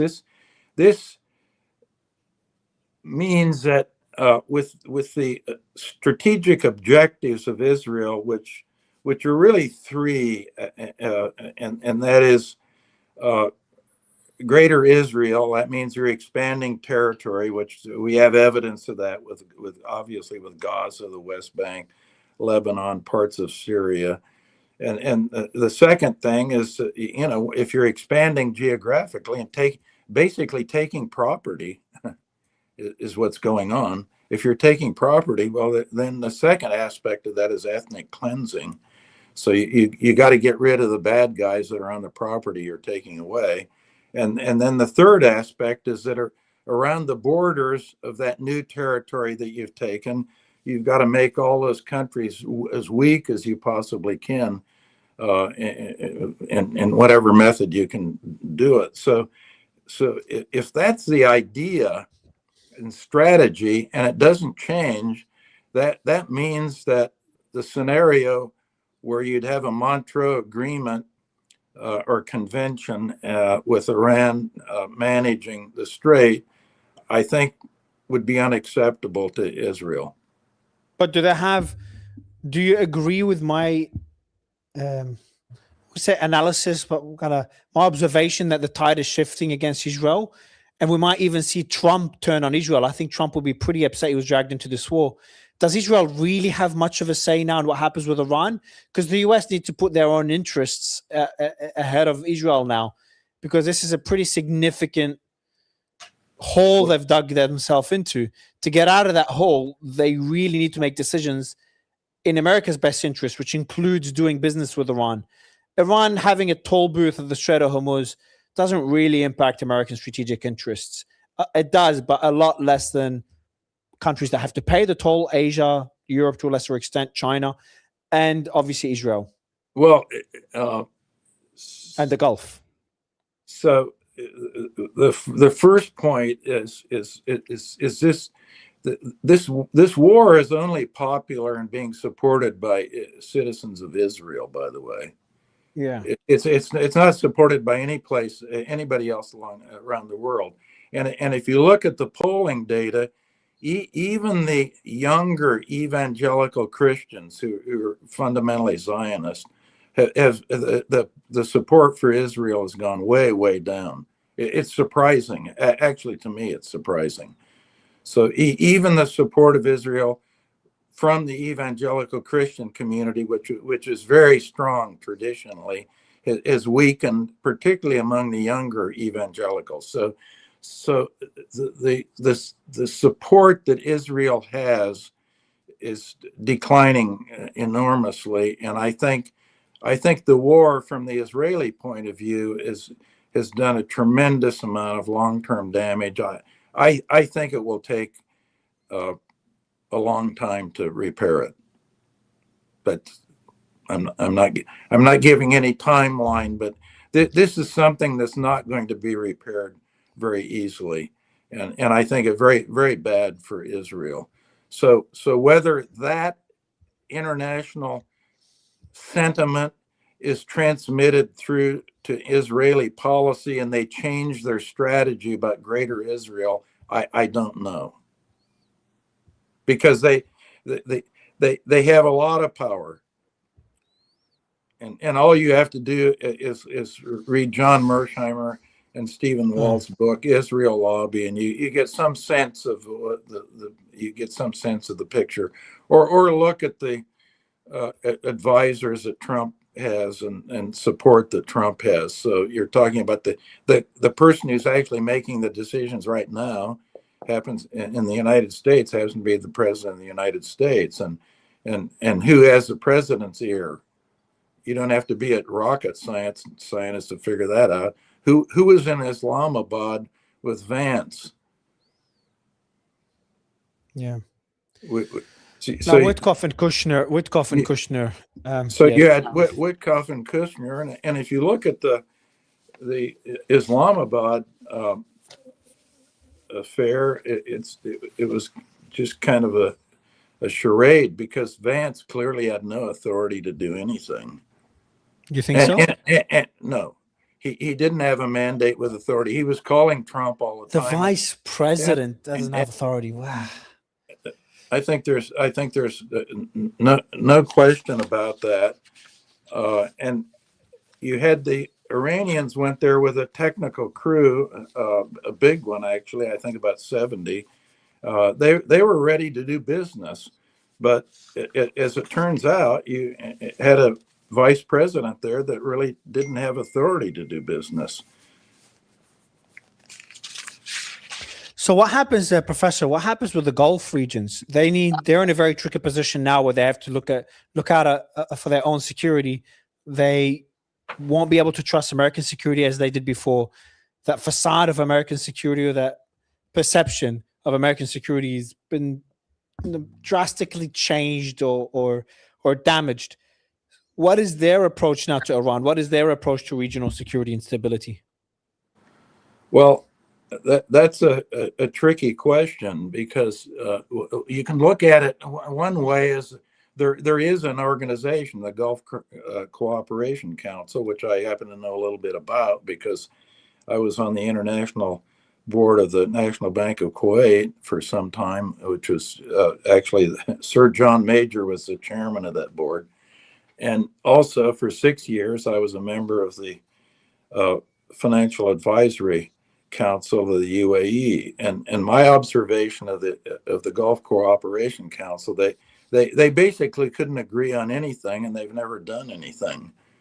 So that's an organization, but it doesn't amount to much. Let's put it that way. Then, don't they have to change out of necessity, sir? Well, yeah, we'll see. I don't know. I mean, they've had plenty of opportunities to change in the past, and they never have. So that's one aspect. But then if you drill down a little bit, you have a lot of fundamental agreements, as you well know, between Saudi Arabia and the UAE, because the UAE basically carries water for Israel. If you get the picture. I do, but they need to revisit that alignment. That the way they position themselves needs to be reevaluated after this war. I'm certain I agree with you, but then we're talking about how are they going to do that, and how are they going to execute whatever it is they're doing. So it's not so straightforward. I mean, we'd be on here for hours talking about different scenarios that could pop up, and that's one problem with talking about this and kind of speculating about what might happen, because all of these things, even the economics, if you look at the range of things that organizations like the IMF look at, it's so wide, the fan. It goes from bad to very bad to very, very bad to dark. You know, it's very hard to figure it out. Do you think economics dictates most of the decisions being made? Economics always runs the show at the end.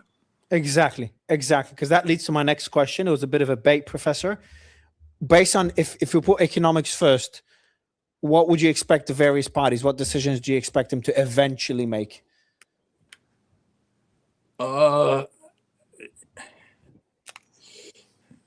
One that would be attractive to me if I was in the UAE still advising the finance minister would be to go for a Montreux kind of agreement,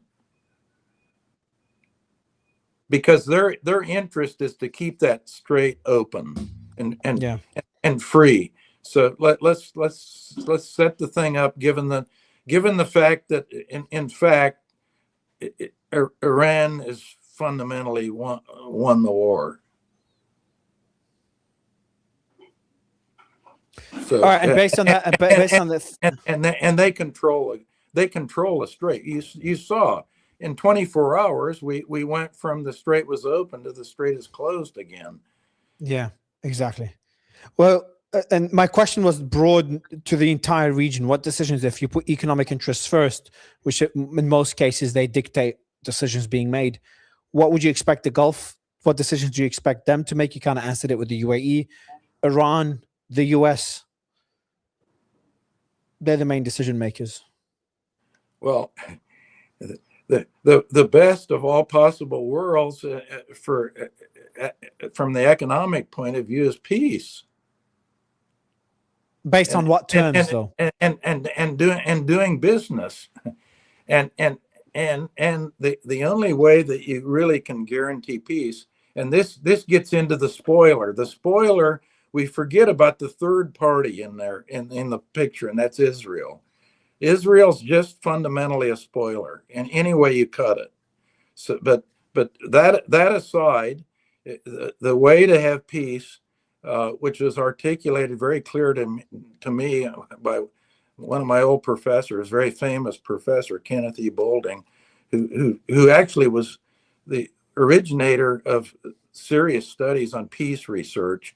And that is, if you can agree on boundaries and sovereignty, point number one, and all other countries agree that they're not going to meddle in other countries' internal business, you have peace. Those are the two. If you have those two conditions being met, you always have peace. And Israel's meeting neither of them. Yeah, and so when you think about those two conditions in the Middle East, number one, you're not going to get them because Israel wants to expand the borders. So that's one condition that's out. And we know also that they have intelligence agents in every one of these Middle Eastern countries stirring things up and keeping things destabilized so they can keep them weak. So you'd have to get rid of both of those things. Coming back to what I was talking about earlier, that means their whole strategy and game plan would have to change. But I don't see that in the cards because the Israeli population supports wholeheartedly the idea of Greater Israel. And do you feel, you've been watching this for a very long time, studying this for a long time, Professor, is Israel's influence in the US, do you see it wavering or not? Any indications that it's wavering in the last recent 2 years, last 2 years? No. Wow. It's gotten stronger with Trump, with the Trump administration.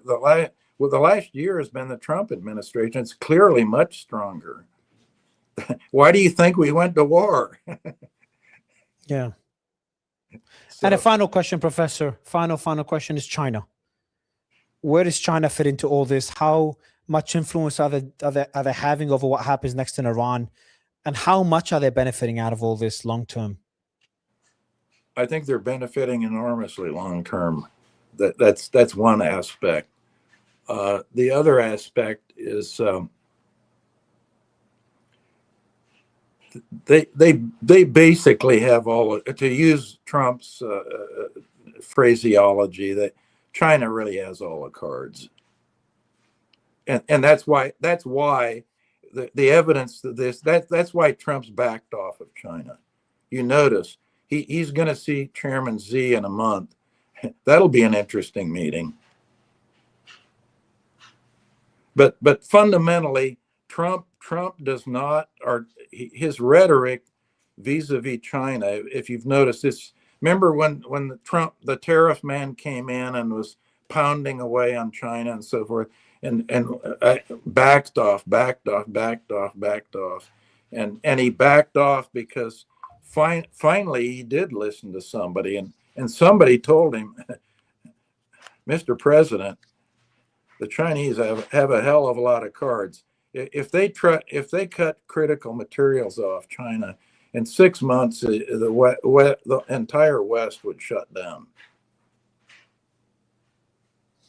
So yeah, if you think the Strait of Hormuz is a significant economic card that's being played by Iran, think again.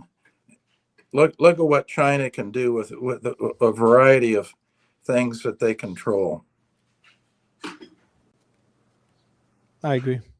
I agree. That's why I thought one of the reasons for this war is the US wanting control of the Strait of Hormuz to have more leverage over China, especially before Xi's meeting.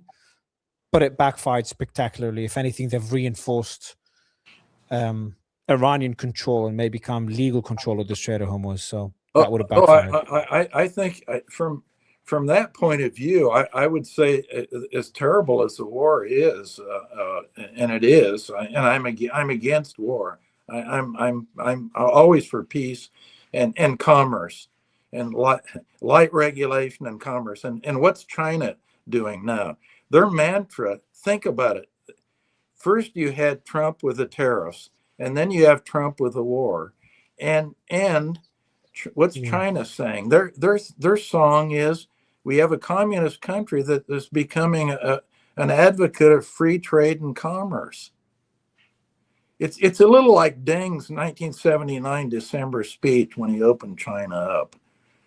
So you know, I think China has just gained tremendously, and the power shift towards BRICS is very great, because you've got India, China, and Russia, and the BRICS countries.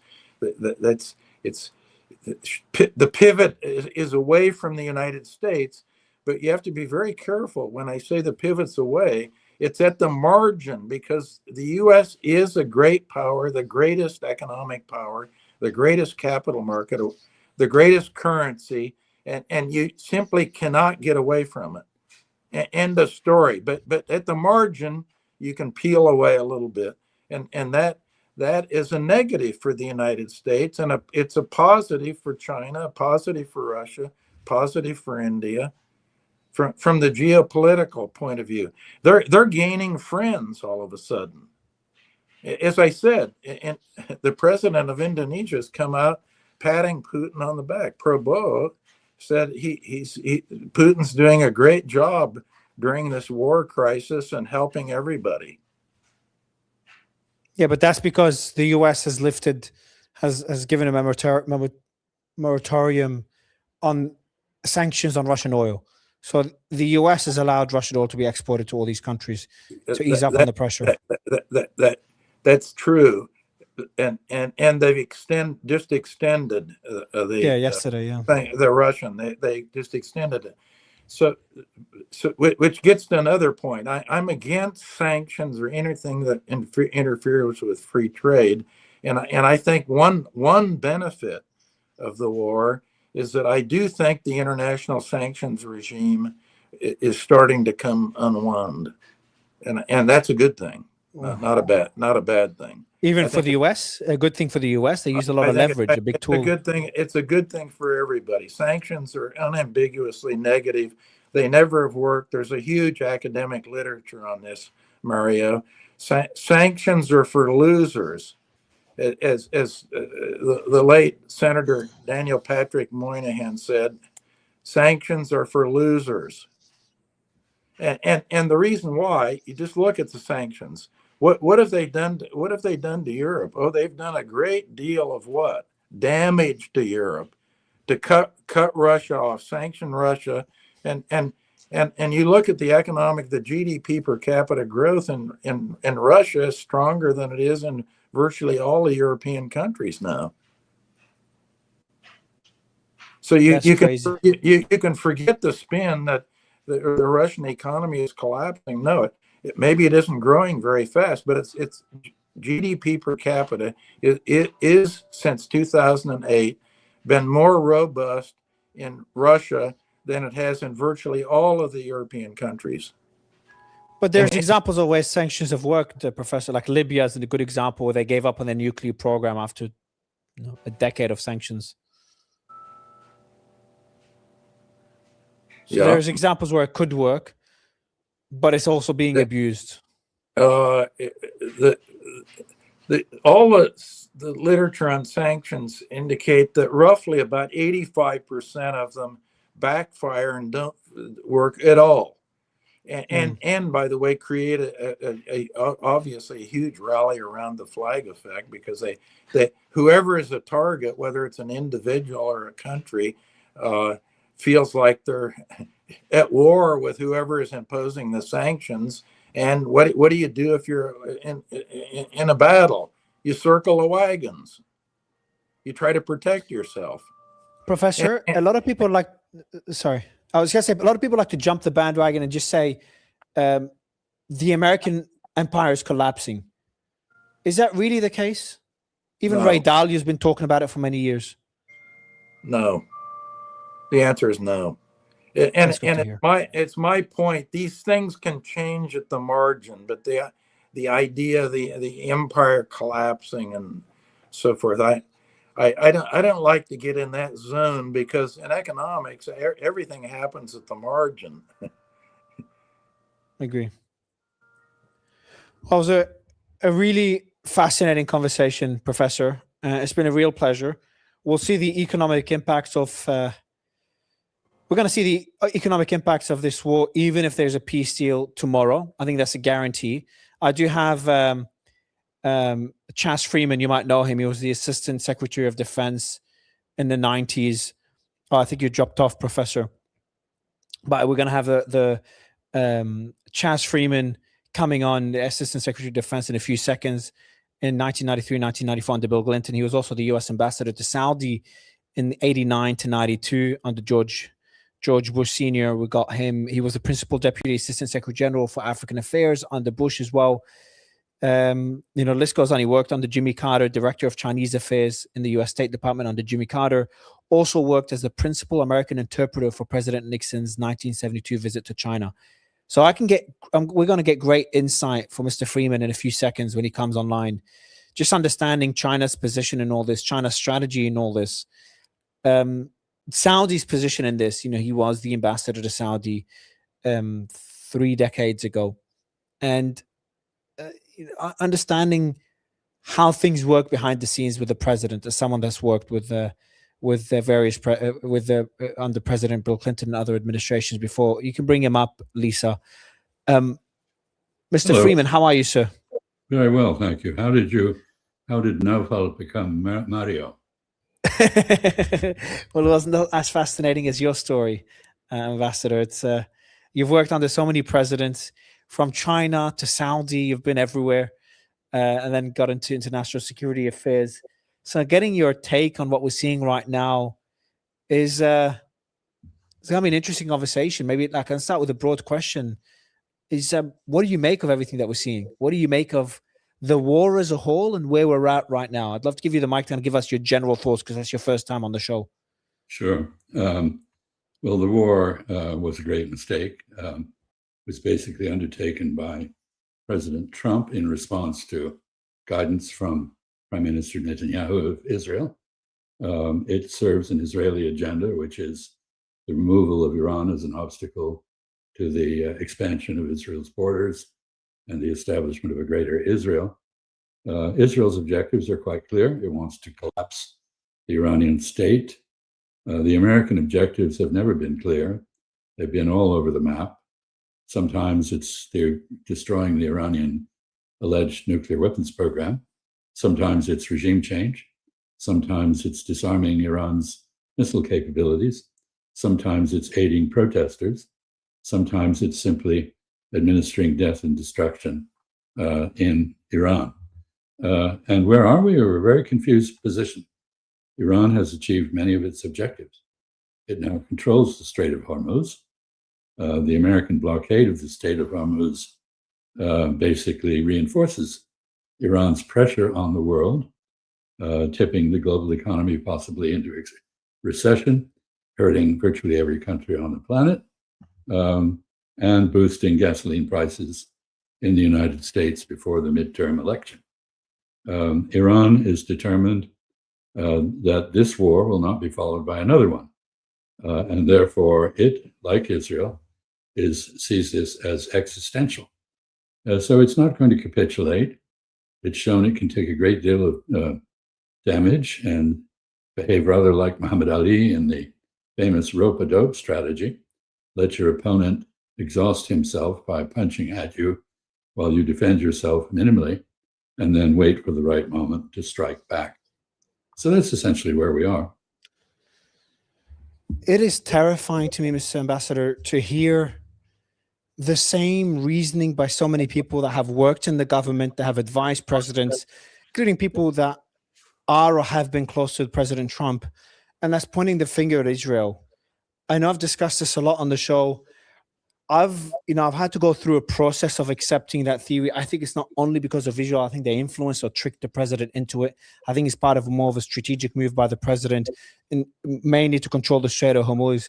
That's my opinion, but the amount of influence Israel had is something I underestimated, despite seeing the numbers of the lobbying groups, the donors, etc., seeing what, how Israel has influenced American policy in the region for many, many years. So I understand the influence was there, but it was just, to be honest, it was a bit scary seeing it unfold in real time, that before the war, and seeing it build up in the visits by Netanyahu. Well, it is alarming. I would say what's different is Donald Trump really does not understand foreign affairs, or for that matter, the use of force as an instrument of foreign policy. He is surrounded by incompetent sycophants who will not correct him, will not tell him when he's making a mistake. This is very dangerous. He comes from New York, which is heavily pro-Zionist. He entirely accepts the Israeli narrative about events in West Asia. And therefore, he's very predisposed to follow Israeli advice. And this predisposition is simply strengthened by two influences. One is the plutocratic Zionist donors on whom he depends for his political existence. And the other is possible blackmail as a result of material in the Epstein files, which Israel holds as Epstein was very closely associated with Mossad. So he's caught in a dilemma. He's made a terrible mistake. He desperately wants to get out of it. But if he does so without Israeli support, he will be squeezed. All right. So, Ambassador, I have another theory, not to what we've discussed, but the state of affairs now. I feel like Trump was tricked and betrayed by Israeli intelligence and his own administration, people within his own administration as well as Israeli intelligence. He was tricked into this war as someone who was trying to be and still trying to be the peace president. He said he's ending now wars 9 and 10 in Lebanon and Iran. And someone who's, ran on ending wars and being the peace president and not the forever war president. So I think he was tricked into this war. When he realized how big of a mess it is, he got out of it, despite all the pressure he was facing, and despite most of the world seeing that as a loss for the US, and as you've said, around achieving strategic win, he did walk out of it. And I think now he's in a position where he's angry at anyone that dragged him into this war. And he's going to be very different moving on. He's going to be the first president to really lay the hammer down on Israel. And we're seeing that with the rhetoric yesterday. And I could be wrong, but we're seeing indications of that. Forcing Israel and saying he's going to oblige Israel to stop bombing Lebanon and be part of the ceasefire. Is that a possibility, that this is the beginning of the end, to say Israeli influence in the US won't be the same ever again? Well, I think that's true, quite independently of what happens in Lebanon and with regard to it. I think it's pretty clear that Donald Trump finally did use the leverage of the United States to demand an Israeli halt to its aggression against Lebanon. But I'd caution you that the phony ceasefire in Lebanon is no more real than the one in Gaza, or for that matter, the one in the Strait of Hormuz. We have, you mentioned 9 or 10 wars that Trump claims to have ended. Actually, none of them have ended. So this is all very performative. But yes, Israel is losing support not just in the White House, because having followed Benjamin Netanyahu's urging and advice, Donald Trump has been greatly embarrassed by the outcome. The things he believed would happen have not happened. The Iranian regime has not proved fragile. There's been no regime change. There's been regime consolidation, with hardliners now firmly in charge. And let me, and the headline is, let me read out a tweet. A comment just came in while I was speaking, and I was waiting for the right time. The regime, IRGC Navy, they were caught on radio calling the foreign minister an idiot. They said, "We will open the Strait of Hormuz by the order of our leader, not by the tweets of some idiot," referring to the foreign minister. So yes, the hardliners are definitely in power. Yes, and I think Foreign Minister Al-Aqji had a hard time getting permission with Halibaf, the Speaker of the Parliament, the Majlis, to go to Islamabad. That was doing quite an internal fight. But nonetheless, Halibaf and Al-Aqji had authority to conclude a deal. That was not true of J.D. Vance. He was on the phone 11 times with the president, who was giving him instructions and watching over his shoulder. He was being monitored by two Zionist amateurs, amateur diplomats, Witkoff and Kushner, and he was on the phone with Benjamin Netanyahu getting instructions. And Benjamin Netanyahu actually said, J.D. Vance reported to me, as though he were some sort of subordinate. So, so this was not a negotiation. This was the American presentation of an ultimatum backed by nothing, since Iran has not conceded, and wars never end until the defeated admit defeat. Nobody's prepared to admit defeat. Not Iran, not the United States, not Israel. Do you not think Trump is willing to admit defeat, not by stating he lost, but walking away and declaring it a win? That's kind of admitting defeat.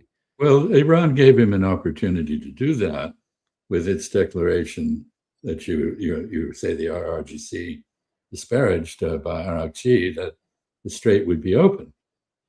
Trump could have pocketed that and said, that's what I wanted to accomplish. I've intimidated the Iranians. They've bowed to my will, and they're doing what I want them to do. Therefore, this is a victory. Goodbye.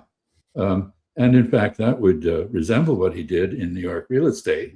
Whenever he failed, which was frequently, he would declare bankruptcy, walk away, and assume no obligation whatsoever for what had happened. But in this case, I think he is still under the thumb of Mr. Netanyahu and the Zionist lobby in the United States. So instead of accepting that the door to the strait was open, Iran peeping out, looking to see who was coming or going, and opening or shutting the door accordingly, he slammed the door shut himself and put a padlock on it. And as I said at the outset, this is going to reverberate in the economies of every country in the world, including my own. Unless this is just a negotiating tactic and he's already decided to concede. The same way when he put out those crazy Truth Social posts, Ambassador, a lot of people thought this is him off-ramping, this is him preparing, trying to force Iran for concessions before walking away. That was the case. Can't he be doing the same thing right now, saying, we're going to attack them, the ceasefire ends and there's no deal, keep the blockade till there's a deal, and then 2 days later, maybe on Sunday, Monday, or tomorrow or Monday, the blockade is lifted as well and declares it a win? Well, the ceasefire is up at the beginning of the coming week. So we'll see. He sent more troops to the region, more military force. Many people speculate that he intended to make one last big military bang before he did what you suggest. In any event, this war is a disaster for everyone. Nobody's going to win this war. Iran will not be defeated. Iran will win, Ambassador. Well, they'll win a few things, yes. They have got relief from the sanctions on their oil exports for a while. Now it's back, of course. The Russians have won. They've got relief from sanctions. The Gulf Arabs, I understand you're in Dubai, the Gulf Arabs have suffered terrific damage, especially the UAE, both in terms of physical destruction and in terms of a disturbance of the business ecology in the Emirates. The Saudis are probably the least hurt because they still have access through Yanbu in the Red Sea, and they're exporting about 7 million barrels a day through the East-West pipeline in the kingdom. But the Iranians have shown they can destroy that. So if we get back into an exchange of fire, which we may very well, I don't think the Iranians are going to sit there and just take punishment, although they've shown they can absorb it. If we get into an exchange of fire, the Gulf Arabs, as well as others, and especially Israel, will be made to feel the pain. There's no answer to this militarily. There must be a diplomatic answer. And Trump has shown no capacity for diplomacy. He was going to end the war in Ukraine in 24 hours. It's still going on. He was going to. But he tried. He tried, though. He did try. I don't know. I don't. Just so you know, Ambassador, I do believe that Trump made a horrible mistake with Iran. So I didn't make my position clear. I think this is one of the worst mistakes of any U.S. president. Well, I'm just so shocked we even got into this war. But I do think he's walking away, even though people smarter than me disagree with me. I've had multiple professors and experts who said they expect either Professor Pape, Robert Pape, who's been wargaming this for 20 years. Right. He said he expects it's imminent to have a ground operation in Iran, that told me that 2 days ago, which freaked me out. But I'm more optimistic on that in that regard. Well, that's it's always good to be optimistic, and I would say, as a diplomat, optimism is to diplomats what courage is to soldiers. You have to believe that you will be able to accomplish the task you've been assigned to accomplish. But wishful thinking is a considerable danger when you deal with Mr. Trump. And as you say, he's mercurial. So Tuesday morning, whatever that was, 10 days ago, he announced that he was about to end Iranian civilization. And then a few hours later, he said, this is a great day for the Middle East. Everybody will make a lot of money, and it's really wonderful. And, that was within the space of hours. So no one can predict what this man will do. Isn't that a strength, Ambassador? Isn't that a strength when you cannot predict the other opponent? In business, that's usually a strength when you don't know what the other party's going to do. Well, yes and no. I mean, the question, think of it as a game of chess. You have a brilliant opening move, but don't know what you're going to do next. The other side gets to make a move too. Basically, the fallacy here, which is very common, is to say that Sun Tzu, the Chinese military genius, thinker, and von Clausewitz were both wrong.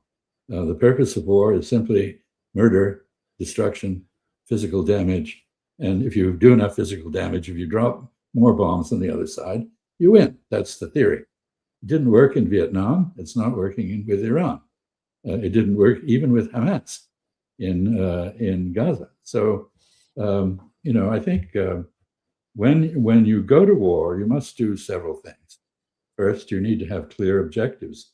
Those objectives need to be feasible. You need to stick with those objectives, not move the goalposts. And you need to conduct the war in a manner that will enable the reconciliation of the parties to it after it ends. You need to have a war termination strategy. How will I end this? With whom will I do that? On what terms? All this needs to be thought through. None of it was. This is a war with no strategy other than that of Israel and Iran. They both have strategies, and we don't.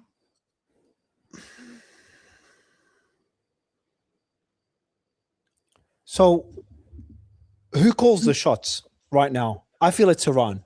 I feel Israel's lost their influence over Trump. He's too upset with him. I feel Trump knows we know Trump does not want the war. We know the global economy will suffer. Again, I could be wrong. But I feel like it's Mushtaba Khamenei that calls the majority of the shots right now. To an extent, obviously, I don't want him to be too emboldened and go too far, and then the US will have to militarily respond. No, I think you're right. Iran has the upper hand. I wouldn't say it's calling the shots, but it has achieved an important goal in convincing President Trump that a peace or some sort of settlement in Lebanon needs to be part of the picture. I mean, Iran's objective has been a region-wide peace in which it would be safe from additional provocations, assassinations, attacks by Israel and the United States together. That's its objective. There was an argument after the so-called peace talks in Islamabad about whether Lebanon had been included or not. It's now included. And it's included with some very harsh language from Donald Trump toward Israel. So I agree with you that that's important. But let's look at what's going on in Lebanon. It is yet another case of a performative ceasefire announcement, not accompanied by any meeting of the minds. The Israeli cabinet was aghast when they learned from Trump's announcement on social media that they were in a ceasefire with Lebanon. Their objective is to annex southern Lebanon. To that end, they have destroyed all the bridges over the Litani River and the river to the north of it, and tried to sever southern Lebanon from the rest of Lebanon. They're applying their Gaza playbook to Lebanon. That is to say, destroy all the structures, leave people homeless, force them, in the case of Lebanon, to flee to the north. There's nowhere for people in Gaza to flee to. And basically conduct an ethnic cleansing operation, another Nakba that cannot be reversed. And now they face a problem. So there is a sort of ceasefire in place. Israel has drawn a yellow line, as it did in Gaza. And when anybody crosses the yellow line, they murder them. So what sort of ceasefire is this? It is a ceasefire aimed at manipulating the stock market and reassuring people in places like Dubai that there will be an end to this. Or I should say, perhaps Donald Trump doesn't concern himself about the reactions in Dubai or in Riyadh or Jeddah or in Doha or Kuwait. He is more concerned with reactions at home, and he has successfully manipulated those. It's quite remarkable how gullible the traders on the stock market in New York are. When he says, "Oh, peace is at hand," bang, oil goes down 15%, markets go up 15%, and then the next day, oh, whoops, there wasn't any victory, and then you can sell short and make a lot of money, and people are doing this, including some of Donald Trump's family. So I'm not sure that you're on solid ground when you attribute a strategic vision to him. I don't see that. I think he's all tactics and no strategy. And I agree with Sunza that tactics without strategy are the noise before defeat. So then, all right, we don't have a strategy. What is his tactic? What is his next tactic? It's to off-ramp, correct? Or no, it's one last bang. Well, where would he one way or another, yes. One way or another, he wants out. But he would like to go out, I think, with a big military bang. So he can claim, well, you see, but wouldn't this make it worse for him? Like the war made it worse than before the war. The position of the US now is worse off than it was before the war when the military buildup was happening during the Oman negotiations. Won't it be even worse if he strikes Iran again and Iran lashes out to a whole other level, takes it up a notch, becomes a lot more strict in the negotiations? I agree with you about that, but he's shown a capacity for miscalculation that should not be underestimated. Yes, the United States is far worse off now than we were before February 28th. Among other things, we've expended our ability to defend ourselves against missile attacks, for example. We've depleted our air defenses. When the UAE, where you are, asked for reloads on its air defenses, we basically informed Abu Dhabi that we didn't have the any way to do that, and in any event, we assigned a priority to Israel. Not much of a message for an ally or a client or a partner, whatever the UAE is. So I think, yes, we're much worse off. For example, Iran has just set a precedent. If Iran can control the Strait of Hormuz unilaterally, China can take the Strait of Taiwan and do the same. So, this is setting a precedent, which is most unfortunate. I think beyond that, we're worse off. Donald Trump is worse off domestically. He has split MAGA, people called restrainers who did not want more war, who believed, as you said, that he was a president dedicated to making peace, not war, have abandoned him. They're very critical now. His staunchest supporters are among them, former supporters. The polls show him losing ground steadily, his various constituency groups, for example, farmers can't afford fertilizer anymore. We're facing food shortages after the crops come in. The price of gasoline is going up. At the moment, it's about $4 a gallon at the pump. It could go to 10. Why? Because even if the strait were reopened now, it would be 3 weeks to a month before any oil could reach refineries beyond the Gulf. So we're talking about serious damage. There are other ancillary issues. Sulfur, which is essential for the production of phosphate fertilizer and for various other processes, is now being rationed everywhere. Countries are cutting off their former exports to conserve this. Helium, which is essential for the production of microchips, is now in short supply. The ammonia and uric acid, which are fertilizers, are not available. So petrochemical production, plastics, maybe that's a good thing. Too much plastic around anyway, but that's cut off. And of course, at this point, the war is not over. There was no ceasefire. There was a lull, and it's pretty clear from, as you quoted, the IRGC being overheard criticizing the civilians in the government. By the way, Arachie is a very professional diplomat. I like Arachie. Yeah, he's one of the few that I like in the government. I'm using that word loosely. I prefer him to the IRGC. Well, he's not a thug. He's a tough guy, but he's not a thug. There are a lot of thugs in that government. So, you think Mushtaba will be a thug from what you're seeing? I have no idea. I do know one thing, and that is to the extent that this war was about halting the Iranian nuclear program, it has had the opposite effect. Ali Khamenei, the slain former supreme leader, the father of Mushtaba, was opposed to the development of weapons of mass destruction of any kind, chemical, biological, or nuclear, on religious grounds. This was haram, he said. His son does not accept that. The IRGC has been urging the development of a nuclear deterrent. They are now in charge, apparently, and there will be an Iranian nuclear bomb. And when there is, there will be a nuclear bomb in Egypt, in Turkey, in Saudi Arabia, probably initially a Pakistani expeditionary force with nuclear weapons somewhere in central Saudi Arabia. There will be a nuclear weapon developed in the Republic of Korea, South Korea, where 75 to 80% of the public favors that as a counter to North Korea's nuclear arsenal. There will be rethinking in Japan.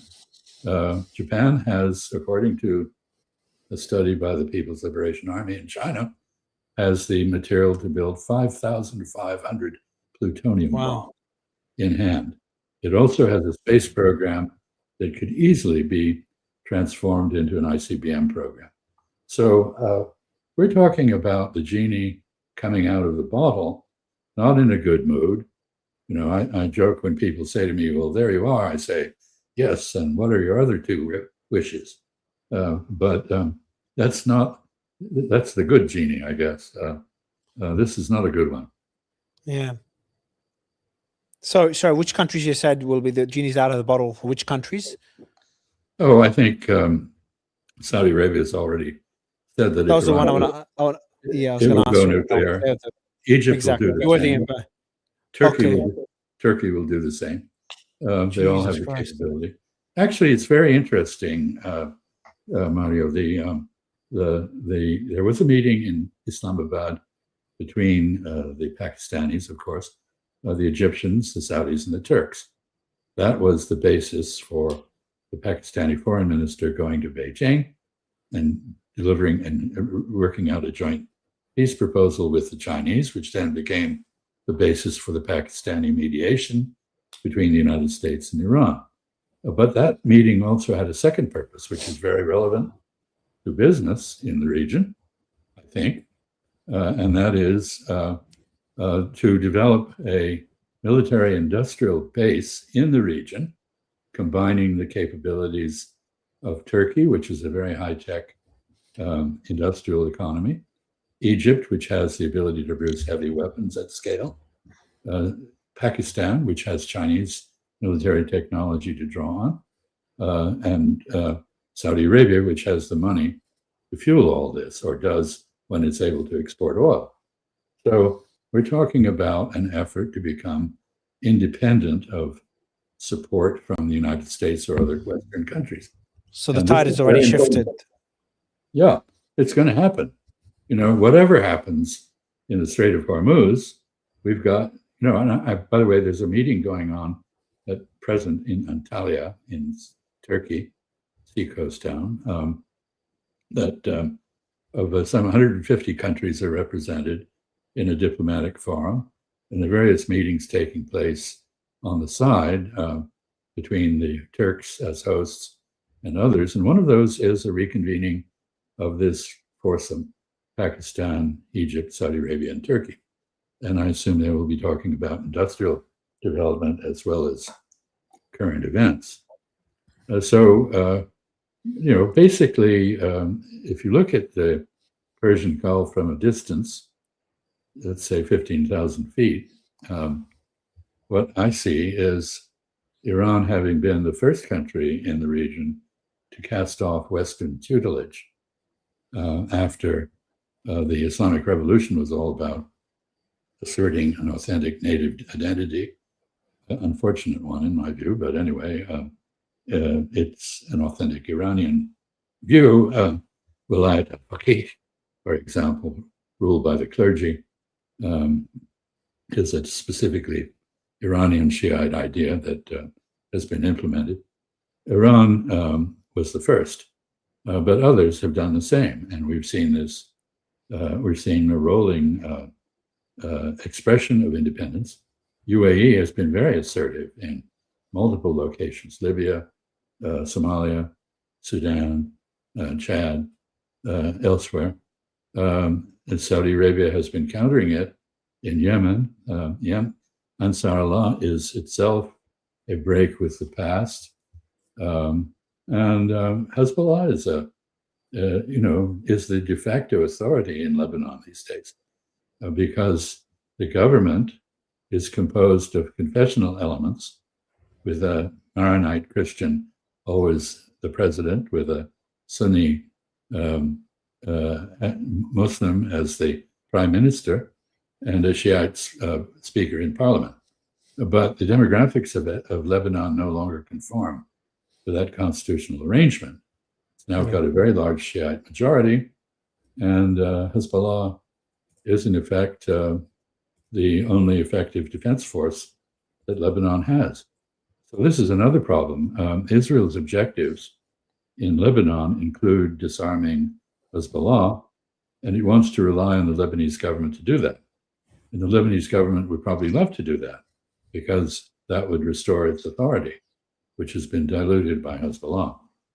And in fact, you have a game going on there where the Lebanese government, which once accepted Iranian backing, which once accepted that it was in an Iranian-Syrian sphere of influence, now wants to be in an Israeli sphere of influence, collude with Israel against its internal opposition.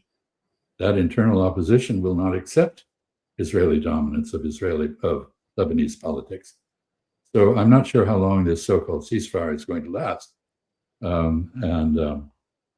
know that the ambitions of the various parties who have temporarily joined the ceasefire, to some extent, there's no common ground between them. And this is the problem with everything the amateur team from the United States has been doing, whether it's in Ukraine or in Gaza or with Iran. There's no meeting of the minds to underpin alleged agreements. You're a businessman. You can do a deal in many ways. Nobody negotiates unless they're either going to gain something or lose something if they don't. That's true. And but in the end, you can't claim there's an agreement when there's no agreement. And the fundamental issues have not been ironed out. Well, you can claim anything, and Trump has a habit of claiming anything. It's a matter of what happens after you make those claims. He's very good at it. He is, exactly. I applaud him for that. If he can say things and turn a loss into a win, that's great for peace, because doesn't need to keep, because there's no way to achieve strategic win unless you want to destroy Iran as a state. Even if you could do that, Iran is a massive country. But unless you're willing to go into a forever war, you won't destroy Iran as a state. So the only alternative is to either admit defeat, highly unlikely for someone like Trump, or just turn it into a win, declare a victory, and just move on to Cuba, which is most likely what he's going to do. And that's actually a good thing for peace. Lebanon, though, worries me. I know you mentioned it very briefly. Lebanon, I feel like it's descending into potential civil war, potentially. It's at a very important crossroad that either somehow they manage to merge Hezbollah into the national army, or they descend into civil chaos. But for Hezbollah to disarm or merge into the Lebanese army, the only way that could happen is for the supreme leader, for Mushtaba, to agree to do so. He needs to call the shots there, unfortunately, not the US, not Israel, and definitely not the Lebanese president or prime minister. Well, I think Hezbollah has a mind of its own, but I think you're right. There is a danger of civil war. Let me offer an alternative to the theory that the only choice is admitting defeat or smashing the Iranian state. There is an alternative called diplomacy, which means that you bargain hard and you accept some version of some points the other side has made, but you don't accept them all. And perhaps you reserve those differences you can't resolve for later resolution. This is a pattern that I'm very familiar with, having been involved in the opening with China. We had virtually nothing in common with China. We had the wit to set aside a number of issues that couldn't be resolved for later resolution. Among those was the Taiwan question. But other issues in the Shanghai Communique, which concluded Nixon's visit to China in 1972, February 28th, interesting date, I guess, in light of recent events. On that date, the United States and China declared that although we had different ideologies and socioeconomic systems, that should not prevent us from cooperating where we had common interests. And we did have a common interest in blocking Soviet expansionism. So that became the basis of the relationship, which then developed in quite unexpected ways. So the problem with just walking away and leaving is, where does that leave the Gulf Arabs? Where does it leave Israel? Let's start with the Gulf Arabs. Iran's not going to go away. It's been there for several thousand years, and it is shown that it has capacity to do grave damage if challenged. Its demand is that the American bases and facilities on the territory of the GCC countries be removed.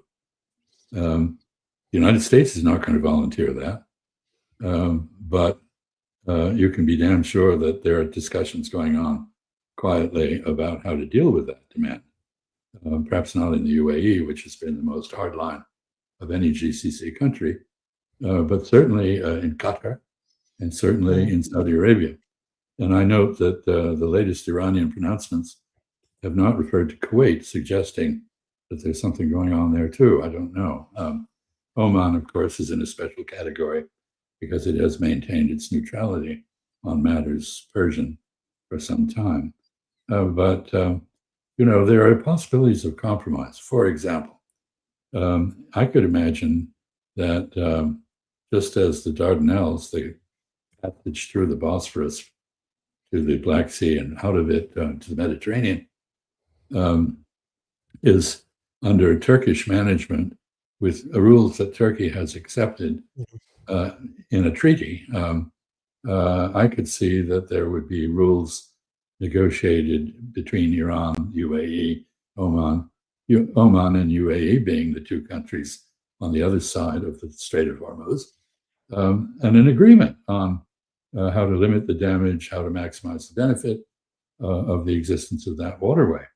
And certainly there are countries like China, which is by far the largest trading partner of the countries in the region now. India, which is totally dependent on the Persian Gulf for many things. Certainly there's a reason to expect that intelligent, imaginative diplomats could work out some kind of compromise that left everyone feeling, if not satisfied, at least having their interests recognized and dealt with. But at the moment, there's no process. I don't think Iran wants to even Alibab and Araqchi want to repeat the experience in Islamabad. And despite Donald Trump's claims that Iran has agreed to all of the key points, Iran has not and says so. So I'm not sure where we are and how we get out of this.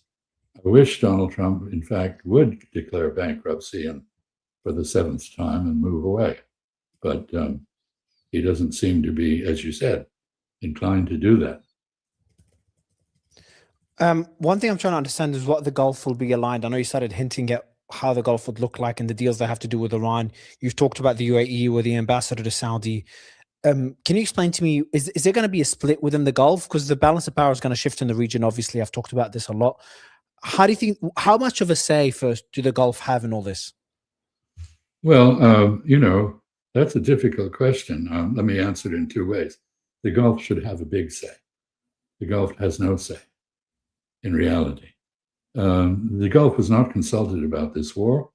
It was not consulted about the American counter-blockade. It's not consulted about much of anything. And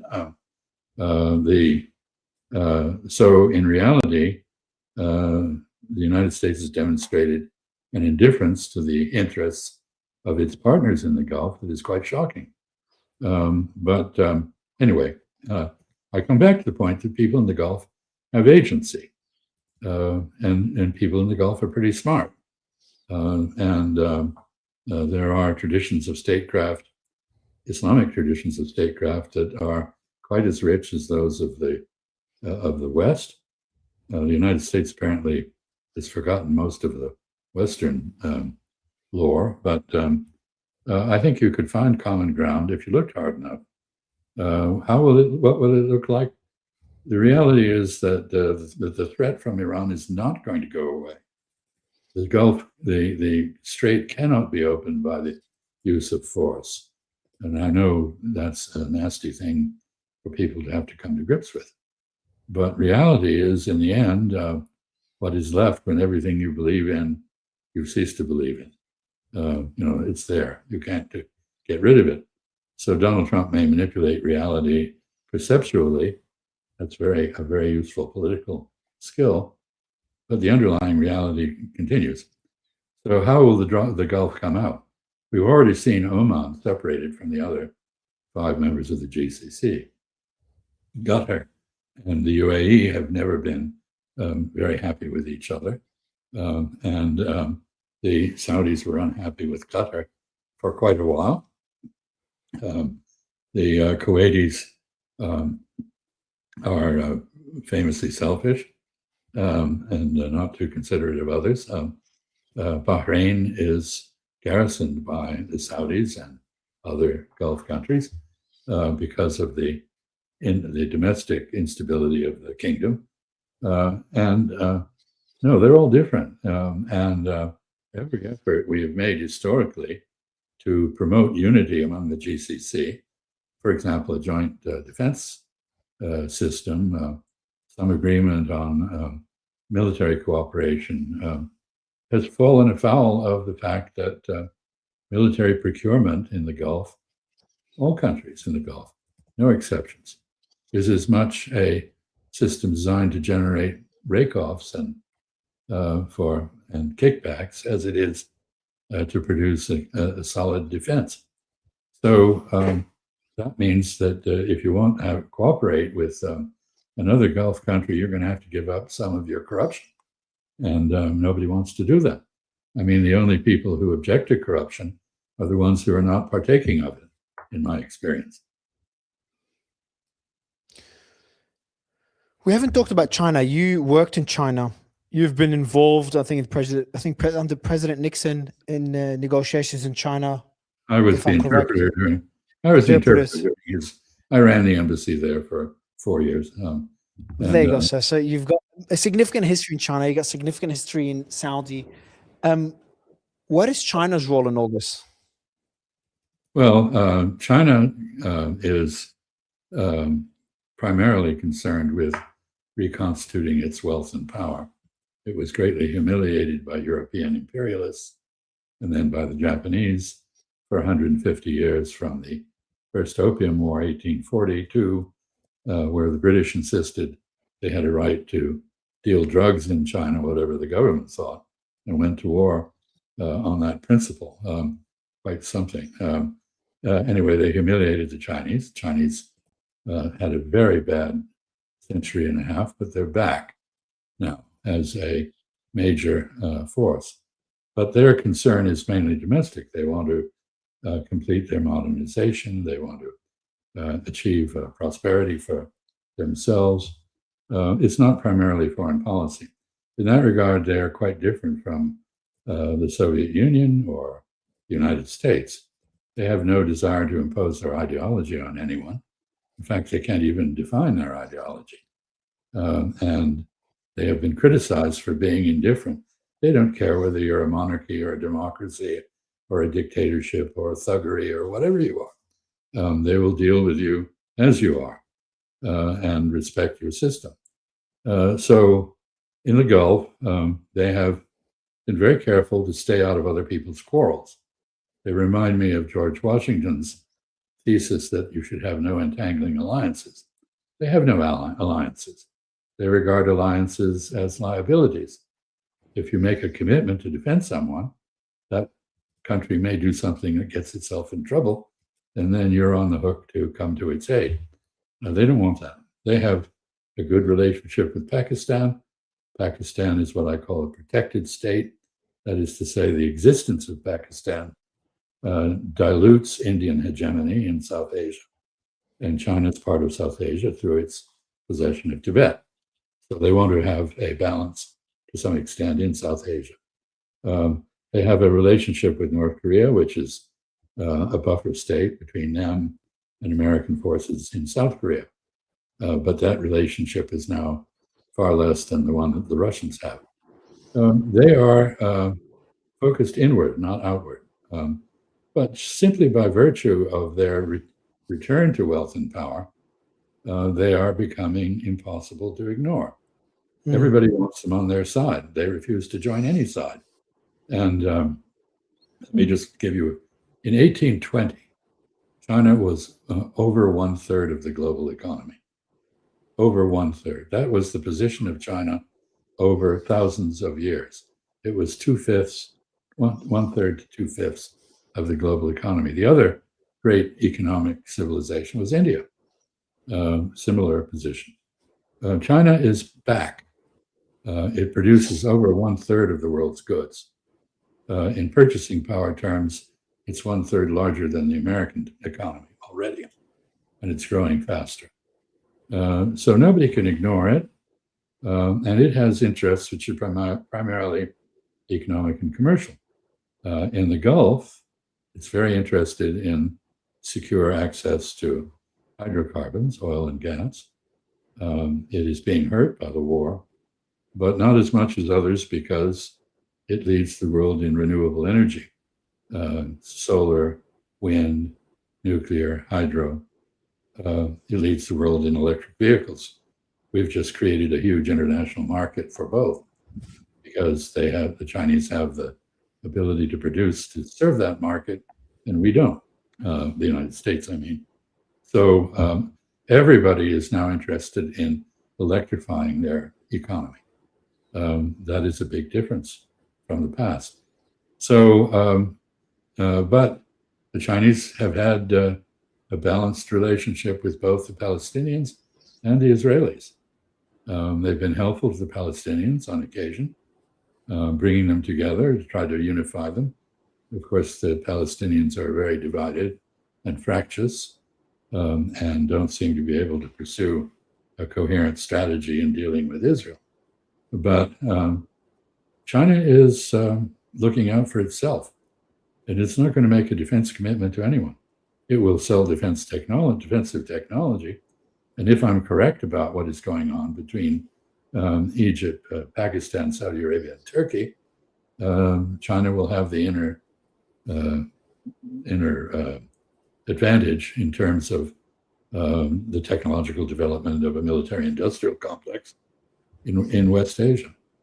So these are things that are going on, but the Chinese are presenting themselves as peacemakers, mediators, exactly what Trump claims to be and isn't.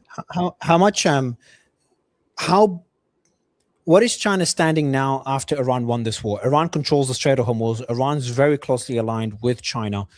We're talking about Iran charging a toll at the Strait of Hormuz.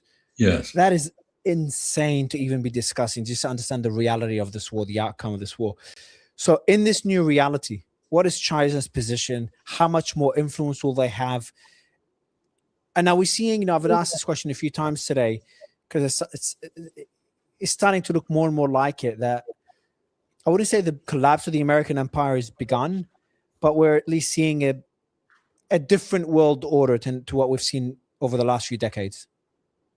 Right. I would say that the new world order is not multipolar, as people claim, but I call it multinodal.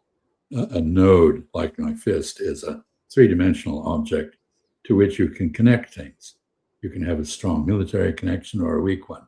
You can have a strong economic or political connection, as you choose. The node can rotate. You are part of a network. You have a relationship. If you're the UAE, you have a relationship with the Kingdom of Saudi Arabia. You have one with Iran. You have one with the United States. You have one with China. And these relationships can all connect. So we're in a network-based system now in which smaller countries, medium-ranked powers, have a freedom of maneuver and choice that they never had before. And Iran, in a way, is demonstrating that a middle-ranking power can stand up to a superpower. Nature of warfare has changed with satellites and drones. And that's a very important. That's a very important point. Very important point. So now China's attitude toward the Strait of Hormuz, I'm sure, is conflicted. On the one hand, China, ironically, having been an outlaw when the United Nations was founded, I mean, it was a founding member, but under a different government, the Republic of China, Chiang Kai-shek. Taiwan. The communists were on the out. They were an outlaw. And for 23 years, the United States succeeded in keeping them out of the UN. Now they're the biggest defenders of the UN Charter, international law. In effect, we have met the enemy, and he is who we used to be. Americans used to be champions of the rule of law. Now we're champions of the use of force. China's the opposite. So the Strait of Hormuz, under the UN Convention on the Law of the Sea, is an international waterway that has to be kept open. Iran has no right under that convention to do what it's doing. And the Chinese object to that. They want the strait open, both for practical reasons and because they believe they rose to prosperity and strength in the American-sponsored world order that the United States is trashing. They have a stake in preserving it. On the other hand, just as the IRGC, the Islamic Revolutionary Guard, has a different view about these things than Iranians in the foreign ministry do, I imagine there are people in the People's Liberation Army who say, hooray, Iran has just set a precedent for us to shut down the Taiwan Strait. So I imagine there's a bit of discussion going on in Beijing behind the scenes. So do you think that increases the likelihood that China could make a move on Taiwan, this war in Iran? Well, China doesn't want a war with Taiwan. It believes with Sun Tzu that the best approach is to win without fighting. There's a game called Weiqi, or Go in Japanese. Maybe you've played it. It's a game with 360 moves. You put stones down on a pattern, a chess pattern, basically, and you you surround your enemy. And a master of this game will know about the 100th move, whether he's won or lost. The Vietnamese play it. Americans didn't understand we'd lost the war in Vietnam until much after the Vietnamese had come to that conclusion. And the Chinese think that if they do enough to demonstrate the capacity to take Taiwan by force, even over American opposition, and they also attract Taiwan with benefits, what they call a two-fisted policy. One hand beckoning, come, be my friend. The other one, if you don't do that, I'm going to knock your teeth out. This is a two-fisted policy. They think it will work. So they don't want to make a war with Taiwan. But they have the capacity now to do it. But the willingness, has it increased or decreased after this war? Do you think the war in Iran has emboldened them? Because I understand they operate on the global order that the US has created since World War II, but that same order is the one that the US is breaking as we speak. And at the same time, Iran having more control of the Strait of Hormuz immediately gives leverage to China over the most, if not the second most important strait, I think the most important strait, strategically important energy choke point in the world. So from a strategic perspective, China benefits greatly. No, I think China is very concerned that the Iranian precedent will be applied to the Strait of Malacca, which is. We saw the treaty now, or the agreement with, I don't know the details of it, between Indonesia and the US. So that's must be worrying. This is. Again, under the UNCLOS, under the UN Convention on the Law of the Sea, the Strait of Malacca, which is bordered by Malaysia, Singapore, Indonesia, is an international waterway which none of them can interfere, through which the passage of other ships is free. That could now be affected, of course, given the precedent that Iran has set. And I think everyone should want to avoid that. But the question of Chinese. I'm sorry, I've lost the track. We're talking about the likelihood. So are the Chinese getting more influence? This is the final question as well, Ambassador. China having more influence of the region. I'm trying to understand how the region is going to look like after this war, whatever happens next. Assuming the war is ended, assuming best case scenario. Actually, you asked what the impact of the war was on China, and I think from a military point of view, it's been very instructive.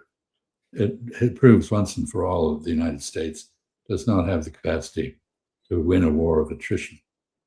It also proves, as Iran has shown, that with modern weaponry, meaning ship missiles and drones, you can keep the United States Navy at bay.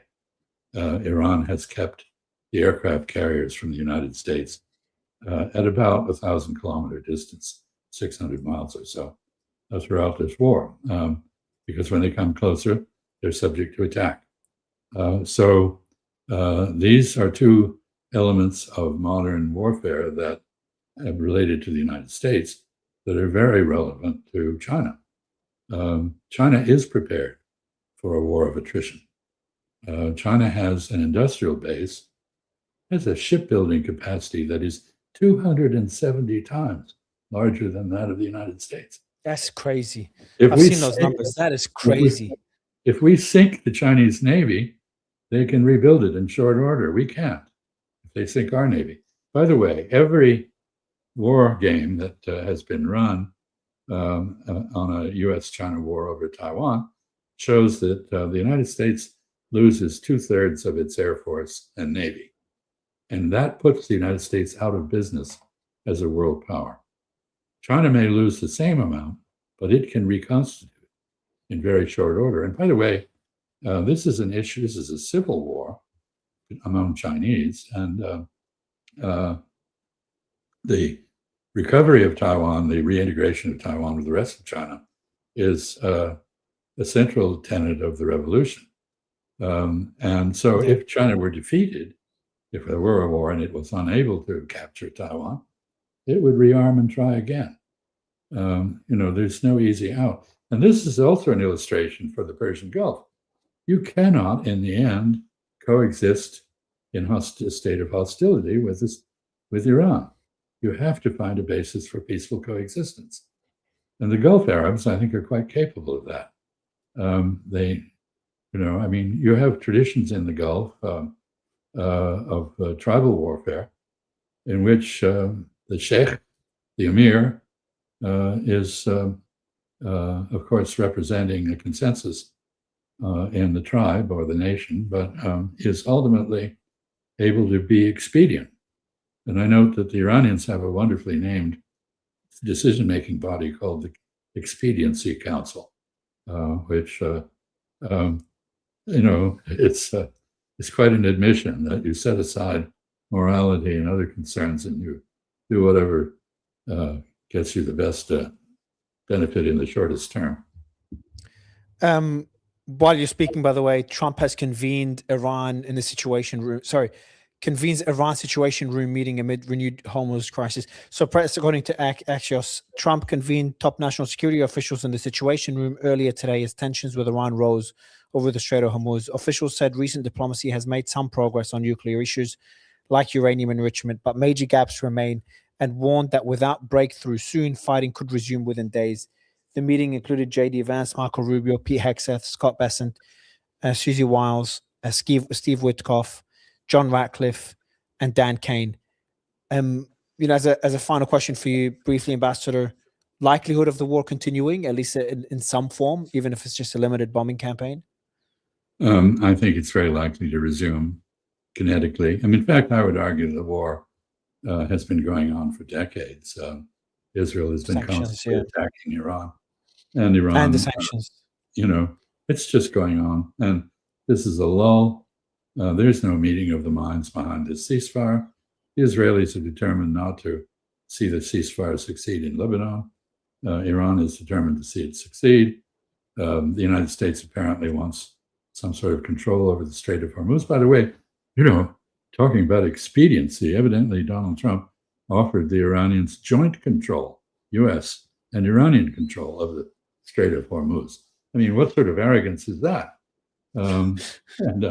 Anyway, so I'm quite pessimistic about the immediate prospects.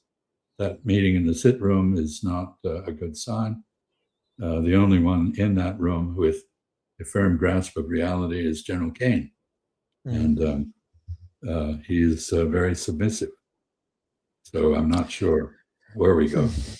Well, Mr. Ambassador, it's an absolute pleasure to meet you, sir. Thank you so much for your time and for the discussion today. I really appreciate it. And we do have, you might know him, Aaron David Miller's coming on the show now as a final discussion for the day. He's been part of the Oslo Accords, the Camp David Summit, the Madrid conference. So he's been the Wye River Memorandum. So he's been part of all these negotiations. It'd be good to get his take on this. But it's I really appreciate your time. Well, it's a pleasure to meet you. I wish you all the best and enjoy your conversation with Aaron David Miller. I appreciate it. Thank you so much, Ambassador. Okay. All right, everyone. We've got Aaron David Miller, who's been on the show before, one of my favorite guests. Aaron, how are you, sir? I'm good, Mario. How are you? Thanks for having me back. Greatly appreciate it. The pleasure's all mine. You saw, I'm not sure if you heard the news in the back room about the meeting, the convening of the president convened the John Ratcliffe, Dan Kane, Steve Witkoff, Susie Wiles, Scott Bessent, Pete Hegseth, and Rubio and J.D. Vance in the Situation Room for a crisis emergency meeting. What do you make of this, and what do you make of all the developments? Are we seeing an end to the war, as I've been saying for a while now, or it's unlikely based on how things are looking? Could we be seeing an end to the war as we've watched over the last 7 weeks? It's plausible. I think you're poised right now between the prospects of a serious pathway out of this conflict on one hand, and the risks and consequences if that pathway is not pursued in a comprehensive and serious manner on the other. And part of the problem is the absence of trust and confidence. That's one issue, which I think is getting in the way. You've seen the TikTok back and forth over the straits. The president strong-armed Benjamin Netanyahu into agreeing to a 10-day ceasefire in Lebanon. Clearly, it was a condition of the Iranians for opening up the straits, right? So the Iranians, quote unquote, opened the straits, but they imposed 3 conditions operationally. Number one, only commercial traffic. Number two, that commercial tankers proceed only in the prescribed routes that they have outlined. And condition three, that any traffic coordinate with the IRGC's Navy. So clearly, in response to that, if Trump read it that way, he basically said the blockade is going to remain in place until we have a deal. So what you have now is you have a ceasefire in Lebanon, which is more or less being upheld. And I might add here, what Donald Trump says with respect to Benjamin Netanyahu on these days really does matter. The prime minister cannot afford to cross him. It is an election year. Government goes to term in October. Elections may be advanced several months. He needs Trump campaigning for him, not just for him, but for a demonstration that only under Benjamin Netanyahu could the U.S.-Israeli relationship have achieved this sort of coordination and cooperation. So whatever Trump wants with respect to Netanyahu, he's going to get. And I've said it before, I gave an interview to the New York Times.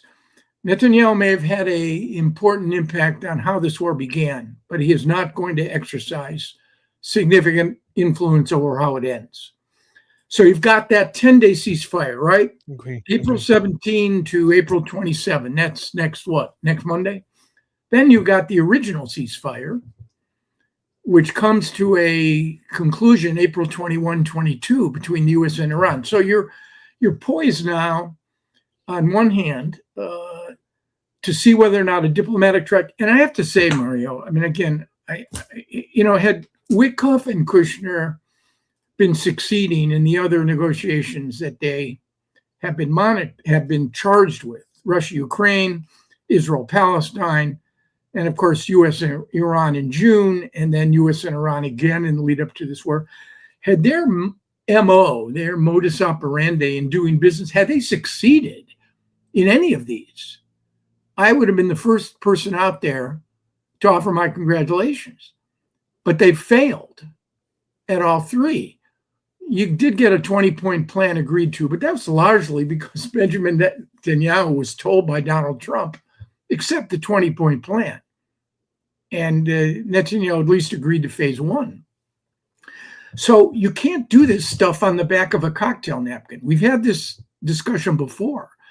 You can't do it on a cell phone, and you can't do it however well-intentioned and self-interested the Pakistanis may be. You can't do it through intermediaries. At some point, I think, in the real world, not tethered to a galaxy far, far away, but back here on planet Earth, you'd have to see hours of negotiation between Iranians and Americans. Now, maybe I'm wrong. Maybe the Pakistanis, the reports that we're on the verge of a deal of a 3-page memorandum, a memorandum of understanding, an MOU, 3 pages, which deals with some very difficult issues. Maybe we're closer than anyone knows. But the meeting in the sit room is not a good sign. And I think both sides are preparing for escalation. So the meeting in the sit room that we just mentioned now, can it also be a pressure tactic? Has that happened before, where they do a meeting intentionally to show the other side they're willing to fight, even though Trump has already made the decision the war is over? He cannot afford continuing the war. Politically, economically, it's a disaster. Yeah, the problem on this one is the signaling from the administration. And again, let me be very clear here before we go any further. This is not a negotiation between the United States and Switzerland. This is a negotiation between the United States, whatever you think of the Trump administration. And I've worked and voted for Republicans and Democrats. I mean, I have my own views on Donald Trump. He's undermining the norms and institutions of effective self-governance, constitutional governance in this country. We're faced with the largest, most significant aggrandizement of presidential power in American history. So I'm no brief here. But at the same time, we're dealing with a brutal, repressive, authoritarian regime that tortures, murders, and imprisons its own citizens. It's really hard to look at that sort of equation sort of equally. But what do you mean by that? Because that's if you're going to sit there being the global police force as well, that's proven not to work time and time again, proven to lead to more disaster. Look at many Middle Eastern examples. With global police force, we don't have the capacity to be a global police force. But I mean, if you look at the evilness of the Iranian government, which I agree with. Do I think we're even-handed when it comes to any number of negotiations? Sorry, I misunderstood. I misunderstood what you meant by that. I thought you were saying because of that, because of how evil the government is. I misunderstood what context you mentioned that in. No, so that does not justify any military involvement. I'm talking about our capacity to serve as an effective broker and an effective mediator, and to somehow find a exact balance between what the U.S. wants and what the Iranians want. We can't do that with the Israelis and the Palestinians, and that's in many respects an easier lift than this one, because the Palestinian Authority, we negotiated with Yasser Arafat, Barak, Camp David. I was one of the 12, 13 Americans there. We couldn't find a balance of interest then, and whatever you think of Arafat, he does not belong in the same category as the IRGC in the Islamic Republic. So I just think there's no trust or confidence. Twice now, the Trump administration has signaled its interest in negotiations, and it has been a cover and a mask for war. They did it in June of 2025. When Marco Rubio was supposed to go to Israel on a Monday, the trip was postponed. There was supposed to be another negotiating session. The president already made a decision to go to war. And you did it again, February 26, 27, 28. There was supposed to be another negotiating session where in Geneva, but the president had made a decision to go to war. So no trust, no confidence. And I think there are two sets of clocks that are ticking. The conventional wisdom is that the Iranian clock is ticking much slower, that the Iranian pain threshold is much higher than ours. And our clock is ticking, the American clock, the Trump administration clock is ticking much faster. The more I look at this, I'm not entirely sure that's accurate. You look at the financial markets, they continue to rise. Oil traders seem to believe oil's now down 9, 10, 11%. I would have thought by now oil would have been well over $100 a barrel. So is Trump really in a hurry to reach an agreement?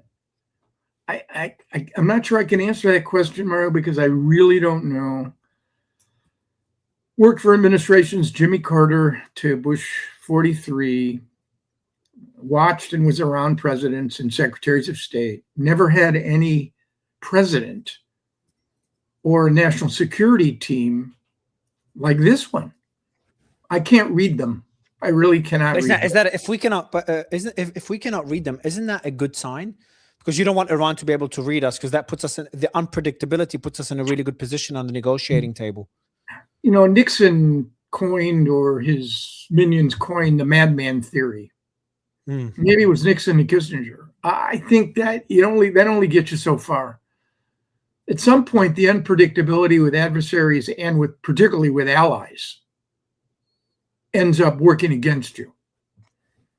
And if we are now literally at a critical point where on one hand we could go toward an agreement, and on the other, we could go back to what we've watched over the last 6 to 7 weeks, I'm not sure the madman theory applies here, because it just seems to me, I still believe the Iranian capacity to absorb pain is greater than Trump's. What is the benefit of going back into war, even a limited strike? I just see the cons way outweigh the pros. What is the benefit? Iran's not going to concede more. You've bombed them for 40 days and we're in a worse position now than during the Oman negotiations. That's not going to work. The global economy will suffer more. The more we bomb them, the weaker the American position is in. unless you just kill their leadership again and scare them into submission. Well, I think military power is an instrument, Mario. You know this as well as I, to achieve a set of feasible, realistic, and practical objectives. Look at the Israelis and Hamas, or the Israelis and Hezbollah. Israel achieved escalation dominance, and yet Hamas now controls 47% of Gaza, and it remains the preeminent security and political actor in Gaza. Hezbollah was supposed to be not just out, but down.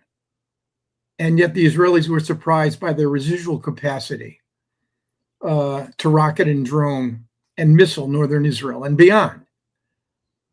Again, Iran is a bigger lift. More force has been allocated and applied. I agree. I don't see the Iranians yielding. There is an argument. Both Hegseth and the president have articulated. I think it's wrong. I think it's morally wrong. I'm not an international lawyer, and I know enough to know that with respect to international law, international humanitarian law, international law, the laws of war, American administrations have observed these laws when it served their interests and violated these laws when it didn't. Trump talks about destroying, forget his insane comment about destroying civilization. He talks about destroying infrastructure. And there's a fair amount of damage already to Iranian universities and hospitals. Talks about going after desal plants. He talks about electricity grids. So I suppose there's that. I find it morally reprehensible to cause Iran to go dark and basically deny access millions of people to potable water. That's an option for Trump. So I agree with you. I don't think that an application of military force will be able to fundamentally alter Iran's, first of all, it's not going to crack or force the regime to capitulate. And I don't think it's going to alter Iran's positions at the negotiating table. I agree. So that's why I just don't think that's why I've been saying for a while, like, the war's over. He's not going to get back into it. It's just so clear to me, including when he made those crazy posts. To me, that was like a great indicator. Everyone was up in arms. People, like even Tucker, is talking about nukes and taking away the nuke codes. For me, I'm like, guys, that's like the best indicator we've had throughout the entire war that Trump is off-ramping. But I've been wrong about this war starting. I would have never thought back in February that we'd be looking into a war to that extent, maybe a 1, 2, 3 day decapitation strike. That was it. To be stuck in a 40-day war to that extent is very surprising to me.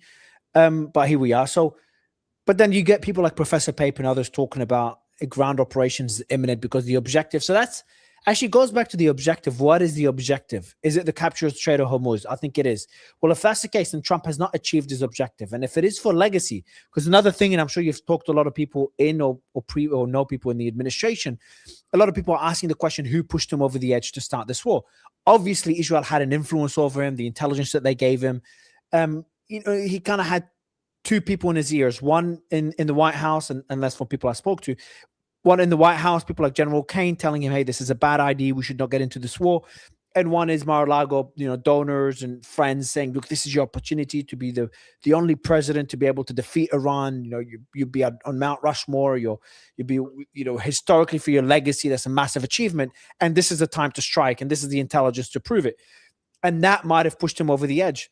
But if it is about legacy, the objective has not been achieved, then isn't there a fair argument to be made that he will continue this until he achieves that objective?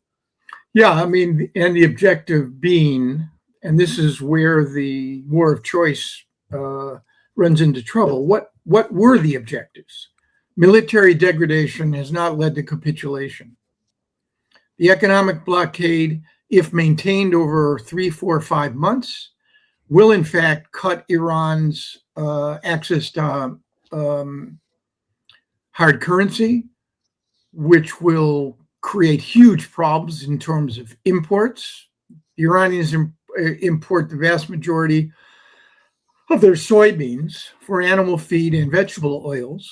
That stuff comes through the straits, doesn't come overland. So you're talking about serious hardship for an Iranian public over time. I'm not sure the regime cares much about that. But if you were willing to keep this blockade up for 5 months and put the American and the global economy at risk, you might be able to fundamentally weaken the regime. But what was the objective here? The objective, seemingly, was to make it impossible for the Iranians to create deterrence while they became a nuclear weapons threshold state by using their ballistic missiles and their drones, and then to ultimately destroy the nuclear infrastructure. That nuclear program has been set back. Emblematic of the fact that it hasn't is obviously the 900 pounds of highly enriched uranium, much of it at 60%. In a matter of weeks or earlier, it could get to 90%, which is bomb grade. So it's the foundation, right, of a latent program once the war is over. Regime change, my view is that the administration was not being honest. Trump hoped that he could get a repeat of Venezuela. Not regime change, but regime transition, that there would be a Delcy Rodriguez somewhere there. He could cut a deal. It would be a deal on his terms. The Iranians would understand the power and logic of the American Is it possible Israel killed the Delcy Rodriguez option that Trump had in mind? Remember how he said we had alternatives to Khamenei, but they were killed? Right. I don't, the Iranians prepped and prepared for this. And yes, the decapitation strike removed a top layer, supreme leader himself, but it was fairly well layered, and the Iranians seem to have demonstrated the last 7 weeks that the regime is coherent. They haven't lost control of the instruments of state repression. So I think Trump wanted regime transition, but we talked about this when we spoke last. My colleague at Carnegie, Karim Sajapur, said yes, Trump was looking for an Iranian Delcy Rodriguez, but what he found was an Iranian Kim Jong-un, not just one Kim Jong-un, several. So I don't think you're going to end up with regime fracture, dysfunction, or fundamental change. Can I hold you, Aaron? Can I just, on that statement, you got an Iranian Kim Jong-un, so you think Mushtaba's going to be more hardline than his father? I mean, but all indications suggest that the negotiators, Arachi and Mohammad Bagher Ghalibaf, are reporting to a harder line IRGC constituency. I mean, did the Iranians need to reassert, once they had achieved the ceasefire in Lebanon, did they need to reassert? They knew the reaction they would get from Trump if they then went ahead and imposed these conditions for operational control over the straits. They are willfully demonstrating, I mean, whether it's a red flag or not, they're trying to make a point. Yes, you can blockade us, but this double blockade, basically, we will ultimately control it, because in the end, yes, our oil won't be exported. Although there are reports, and I asked people to confirm them, that there's a large amount of floating oil out there beyond the straits. One report I saw was over 100 million barrels. I can't believe that's true. That would suffice until July. I don't know if that's in terms of selling and exporting oil. The global economy suffers, and presumably the Iranian calculation is that Trump cannot stay the course. That once you get to May and June, you lose all control over the midterms. At that point,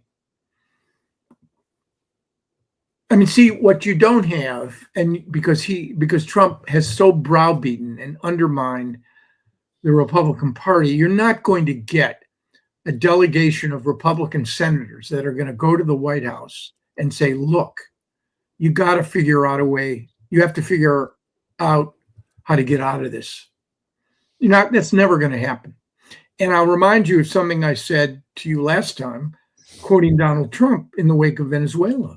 The only constraint, he said, that exists in what I do or don't do is the constraint that exists within my own mind. He referred to it as his morality. So when you have a decision maker like that, seemingly impervious to the normal ebbs and flows of American politics, and you have the messaging of a president like that, you have to wonder, is there a rational calculation of means and ends, success versus failure? I don't know, and I don't know the answer, because the first American president I've ever encountered that I on an issue like this, I simply cannot read him.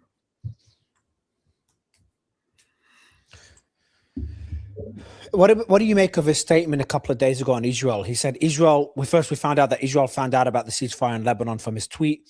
Then later he posted, and he caught them by surprise, that Israel's not allowed or is prohibited from striking Lebanon. Yeah, that was a pretty remarkable statement, and it really does reflect that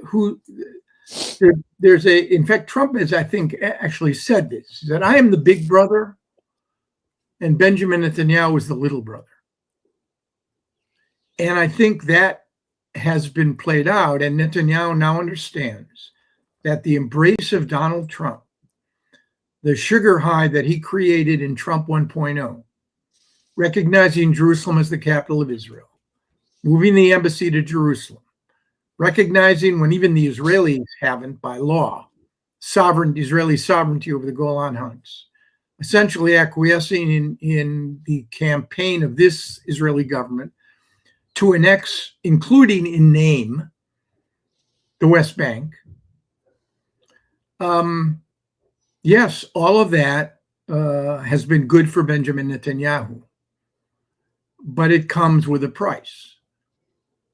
And the price is the embrace of Donald Trump means that if, in fact, you want these things, you need to play along and you need to do what he says. That statement that Israel is prohibited from, and the terms of the ceasefire, by the way, the actual terms don't. No, they allow Israel to keep striking Lebanon. It's like, as long as there's an imminent threat. Right. But that notwithstanding, and I'll say it again, and there's not a shred of empirical evidence to suggest that this is not the way Netanyahu perceives his current situation. In an election year where Donald Trump is more popular in Israel than he is, he cannot cross him. He cannot afford for there to be a break, because Netanyahu is vulnerable. Right now, the polls suggest the war has not redounded to his benefit. The opposition doesn't have the votes to form a government, except if they relied on key Arab parties. And the current coalition does not have 61 plus, which you need to govern. Trump needs to be an active campaigner, telling the world and the Israeli public that, as he said before, without Benjamin Netanyahu, Israel would not exist. That's exactly what Netanyahu needs. And that means Donald Trump has enormous leverage, which you saw in Lebanon. Netanyahu didn't want to stop, but he did. I just looked at the numbers. Exactly. That's why I think there's a pretty massive shift happening in the region, that among other reasons. Netanyahu's support in Israel is 30 to 40%, Trump's is 60 to 80%. Wow. He's cracking the whip, Aaron. Right. Trump is cracking the whip. I tweeted out, can you imagine if Trump had said that with respect to Israeli policies on the West Bank? Yeah. So then how's based on this new reality, can't Trump just do business with Iran? Isn't that now more feasible than ever? Because that will only damage mainly one country the most, in Israel. And if Trump's pissed off at Israel, that's the best way to say F you to Trump. And sharing the toll booth is one example. Just doing any form of business or lifting the sanctions, unfreezing the assets. Right. I mean, I think, look, I think, you know, he ripped Obama for the delivery on pallets surrounding the prisoner release when the administration turned over various denominations, euros, dollars in cash to the Iranians, their money. So the notion that $27 billion of Iranian frozen assets, it'll never exchange hands. It's drawn on banks in Qatar and other countries, if in fact a deal was actually cut. I think Trump, you know, doing business with the Iranians, it's a talking point I think the Iranians have used to try to entice a business-minded president that dealing with the Iranians could have positive upsides. I mean, Putin has played the same game with Trump. Why not? Why not, Aaron? Why can't they do business? What's stopping them? Why can't they do business with other countries? You do have an array of sanctions, some by executive order, some by Congress. I mean, there is no constituency in this country, zero, for Iran, for this regime. I think it would be very hard and politically probably unwise. There's some of the sanctions could be removed with an executive order. Yeah. If you're talking about them not being politically popular, the war wasn't politically popular. He still did it. If it's the way to end the war, he's in a difficult position. He needs to get out of it. And that might be the only way. He does. Well, I think you getting out of it requires coming up with solutions to two issues. Number one, can there be an agreement on enrichment? You remember when J.D. Vance came out of the 21-hour session in Islamabad, the only issue he mentioned was the nuclear issue. That's presumably that was the one talking point that the administration deployed for the logic of this war. There has to be some sort of satisfaction on that issue. That's one. And second is the straits. And what, in fact, will the Iranians demand for restoring pre-war traffic flow on an international waterway? That's even in many respects more important and more vital because it affects not just the United States and Israel, it affects the entire planet. And a way is going to have to be found. The Iranians will want things, probably on the economic side, sanctions relief, more unfrozen assets, to basically come to an agreement to restore what had been a fully open and free transit point. And I don't know how that happens because at any point, and maybe this is the latent leverage, at any point, the Iranians understand that they can close it.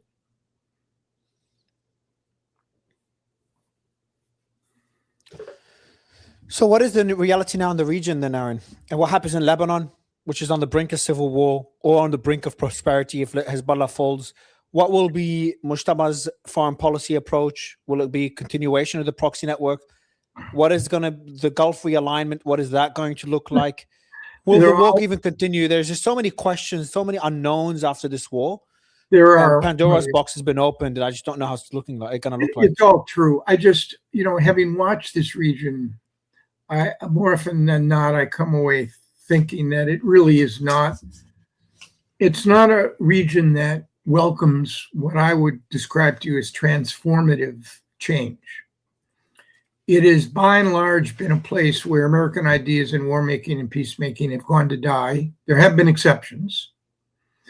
It is a place littered, literally, with the remains of great powers who wrongly believed they could impose their will on smaller ones. And I think that in the main has been the story of the last several years, particularly in the wake of October 7. You have several new ingredients. You have the Israelis redefining their own sense of security. It's no longer preemption or prevention. It's literally operating in the space, the territorial space of their adversaries. Israelis now occupy 50% of Gaza. That is not going to change anytime soon. They've now staked out at least 10%, maybe 10 clicks, maybe longer, between their northern border and the Litani River, and they're operating also between the Litani and the Zahrani. You think they'll annex? You think there's intentions to annex that territory? Sorry to interrupt. No, not annexation, but to turn it into what someone called a sterile area, which means no Lebanese villagers and no Hezbollah. Permanently? Syria, Permanently? Or for a period of time? Unclear. Okay.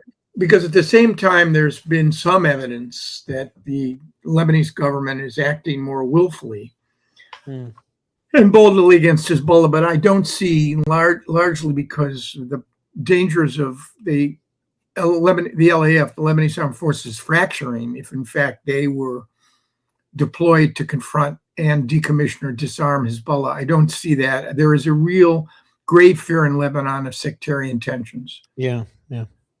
And then in Syria, the Israelis have operated in areas southwest of Damascus to ensure that area leading up to the Golan is one that they are operating now in, I think, permanently. So that's one new reality. I also think that you have at least 5 Arab states that are in varying phases of dysfunction, if not state failure. You have Libya, you have Yemen, Lebanon, of course.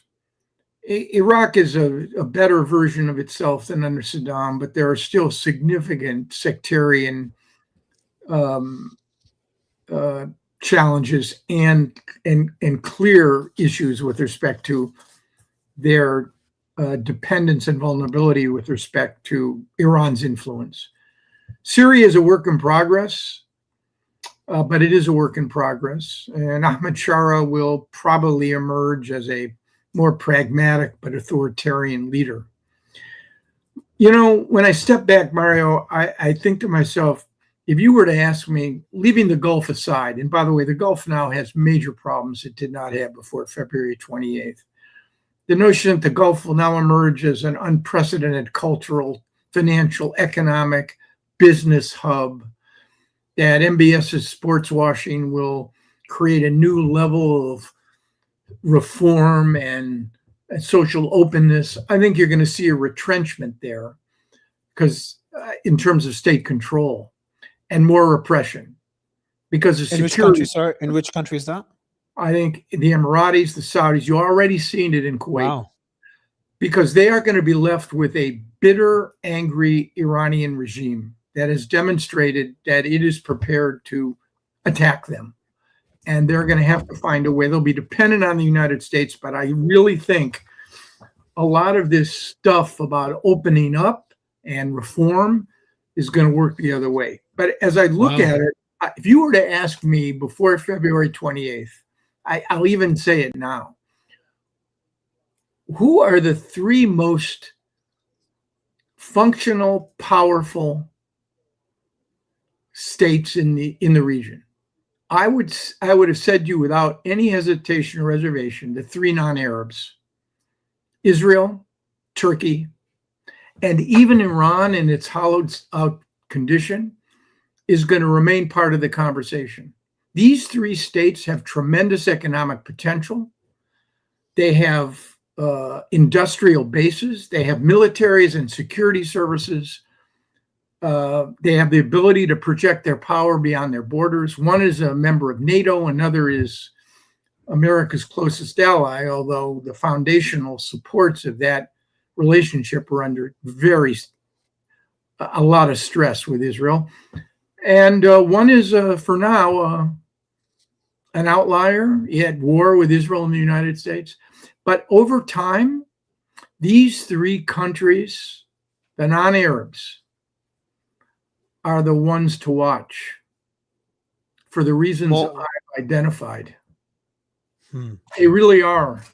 And the Gulf now, which had been so prominent and so emergent as the Gulf was the way the world should work, according to Donald Trump. It was his example of the new Middle East. Authoritarian, not democratic, functional, productive, awash with money, oil and hydrocarbons, building gleaming cities, attracting sports. This is what Donald Trump's view of the region, authoritarians, I might add, all in the Gulf, without exception. That's his vision. A final question for you. That vision may no longer be as easy to achieve as it was before this war. I think it just depends on how these negotiations go, what the concessions are from each side, and what the strategy will be on the Gulf. Will it be relying more on American security after being attacked by Iran, or realigning themselves with Iran, or seeking a new way of guaranteed security? All of the American bases have been re-evaluated for years now. There's been discussions about getting rid of them.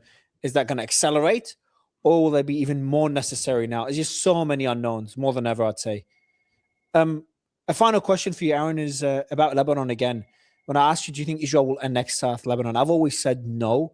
I've always said Israel has they've got the right to attack Lebanon when Hezbollah is attacking them from Lebanon. And I then see the statement by the defense minister Katz: people cannot return to the south of the Litani even after the war ends.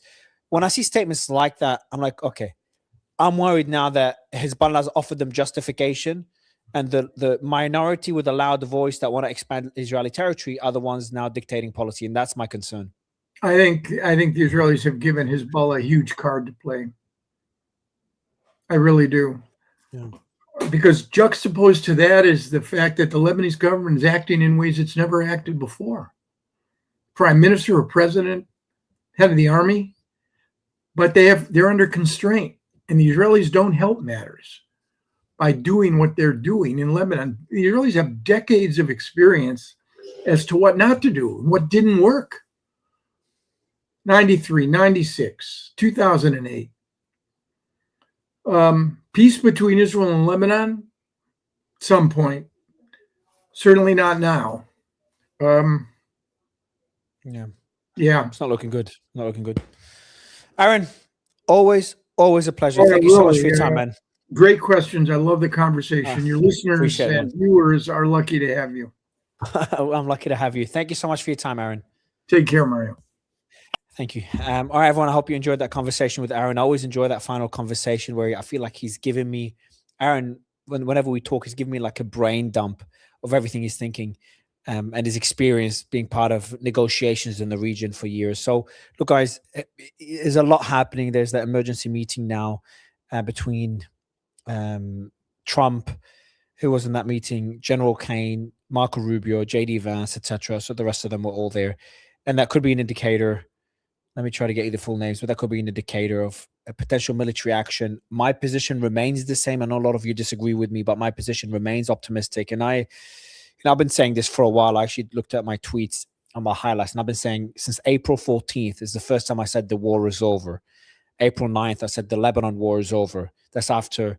So April 9th is right after the ceasefire. Now, sorry, go back. April 2nd, I said the war is close to ending. I said it again April 2nd after Trump gave a speech to the nation. The markets crashed. But for me, it just seemed obvious Trump wants an off-ramp.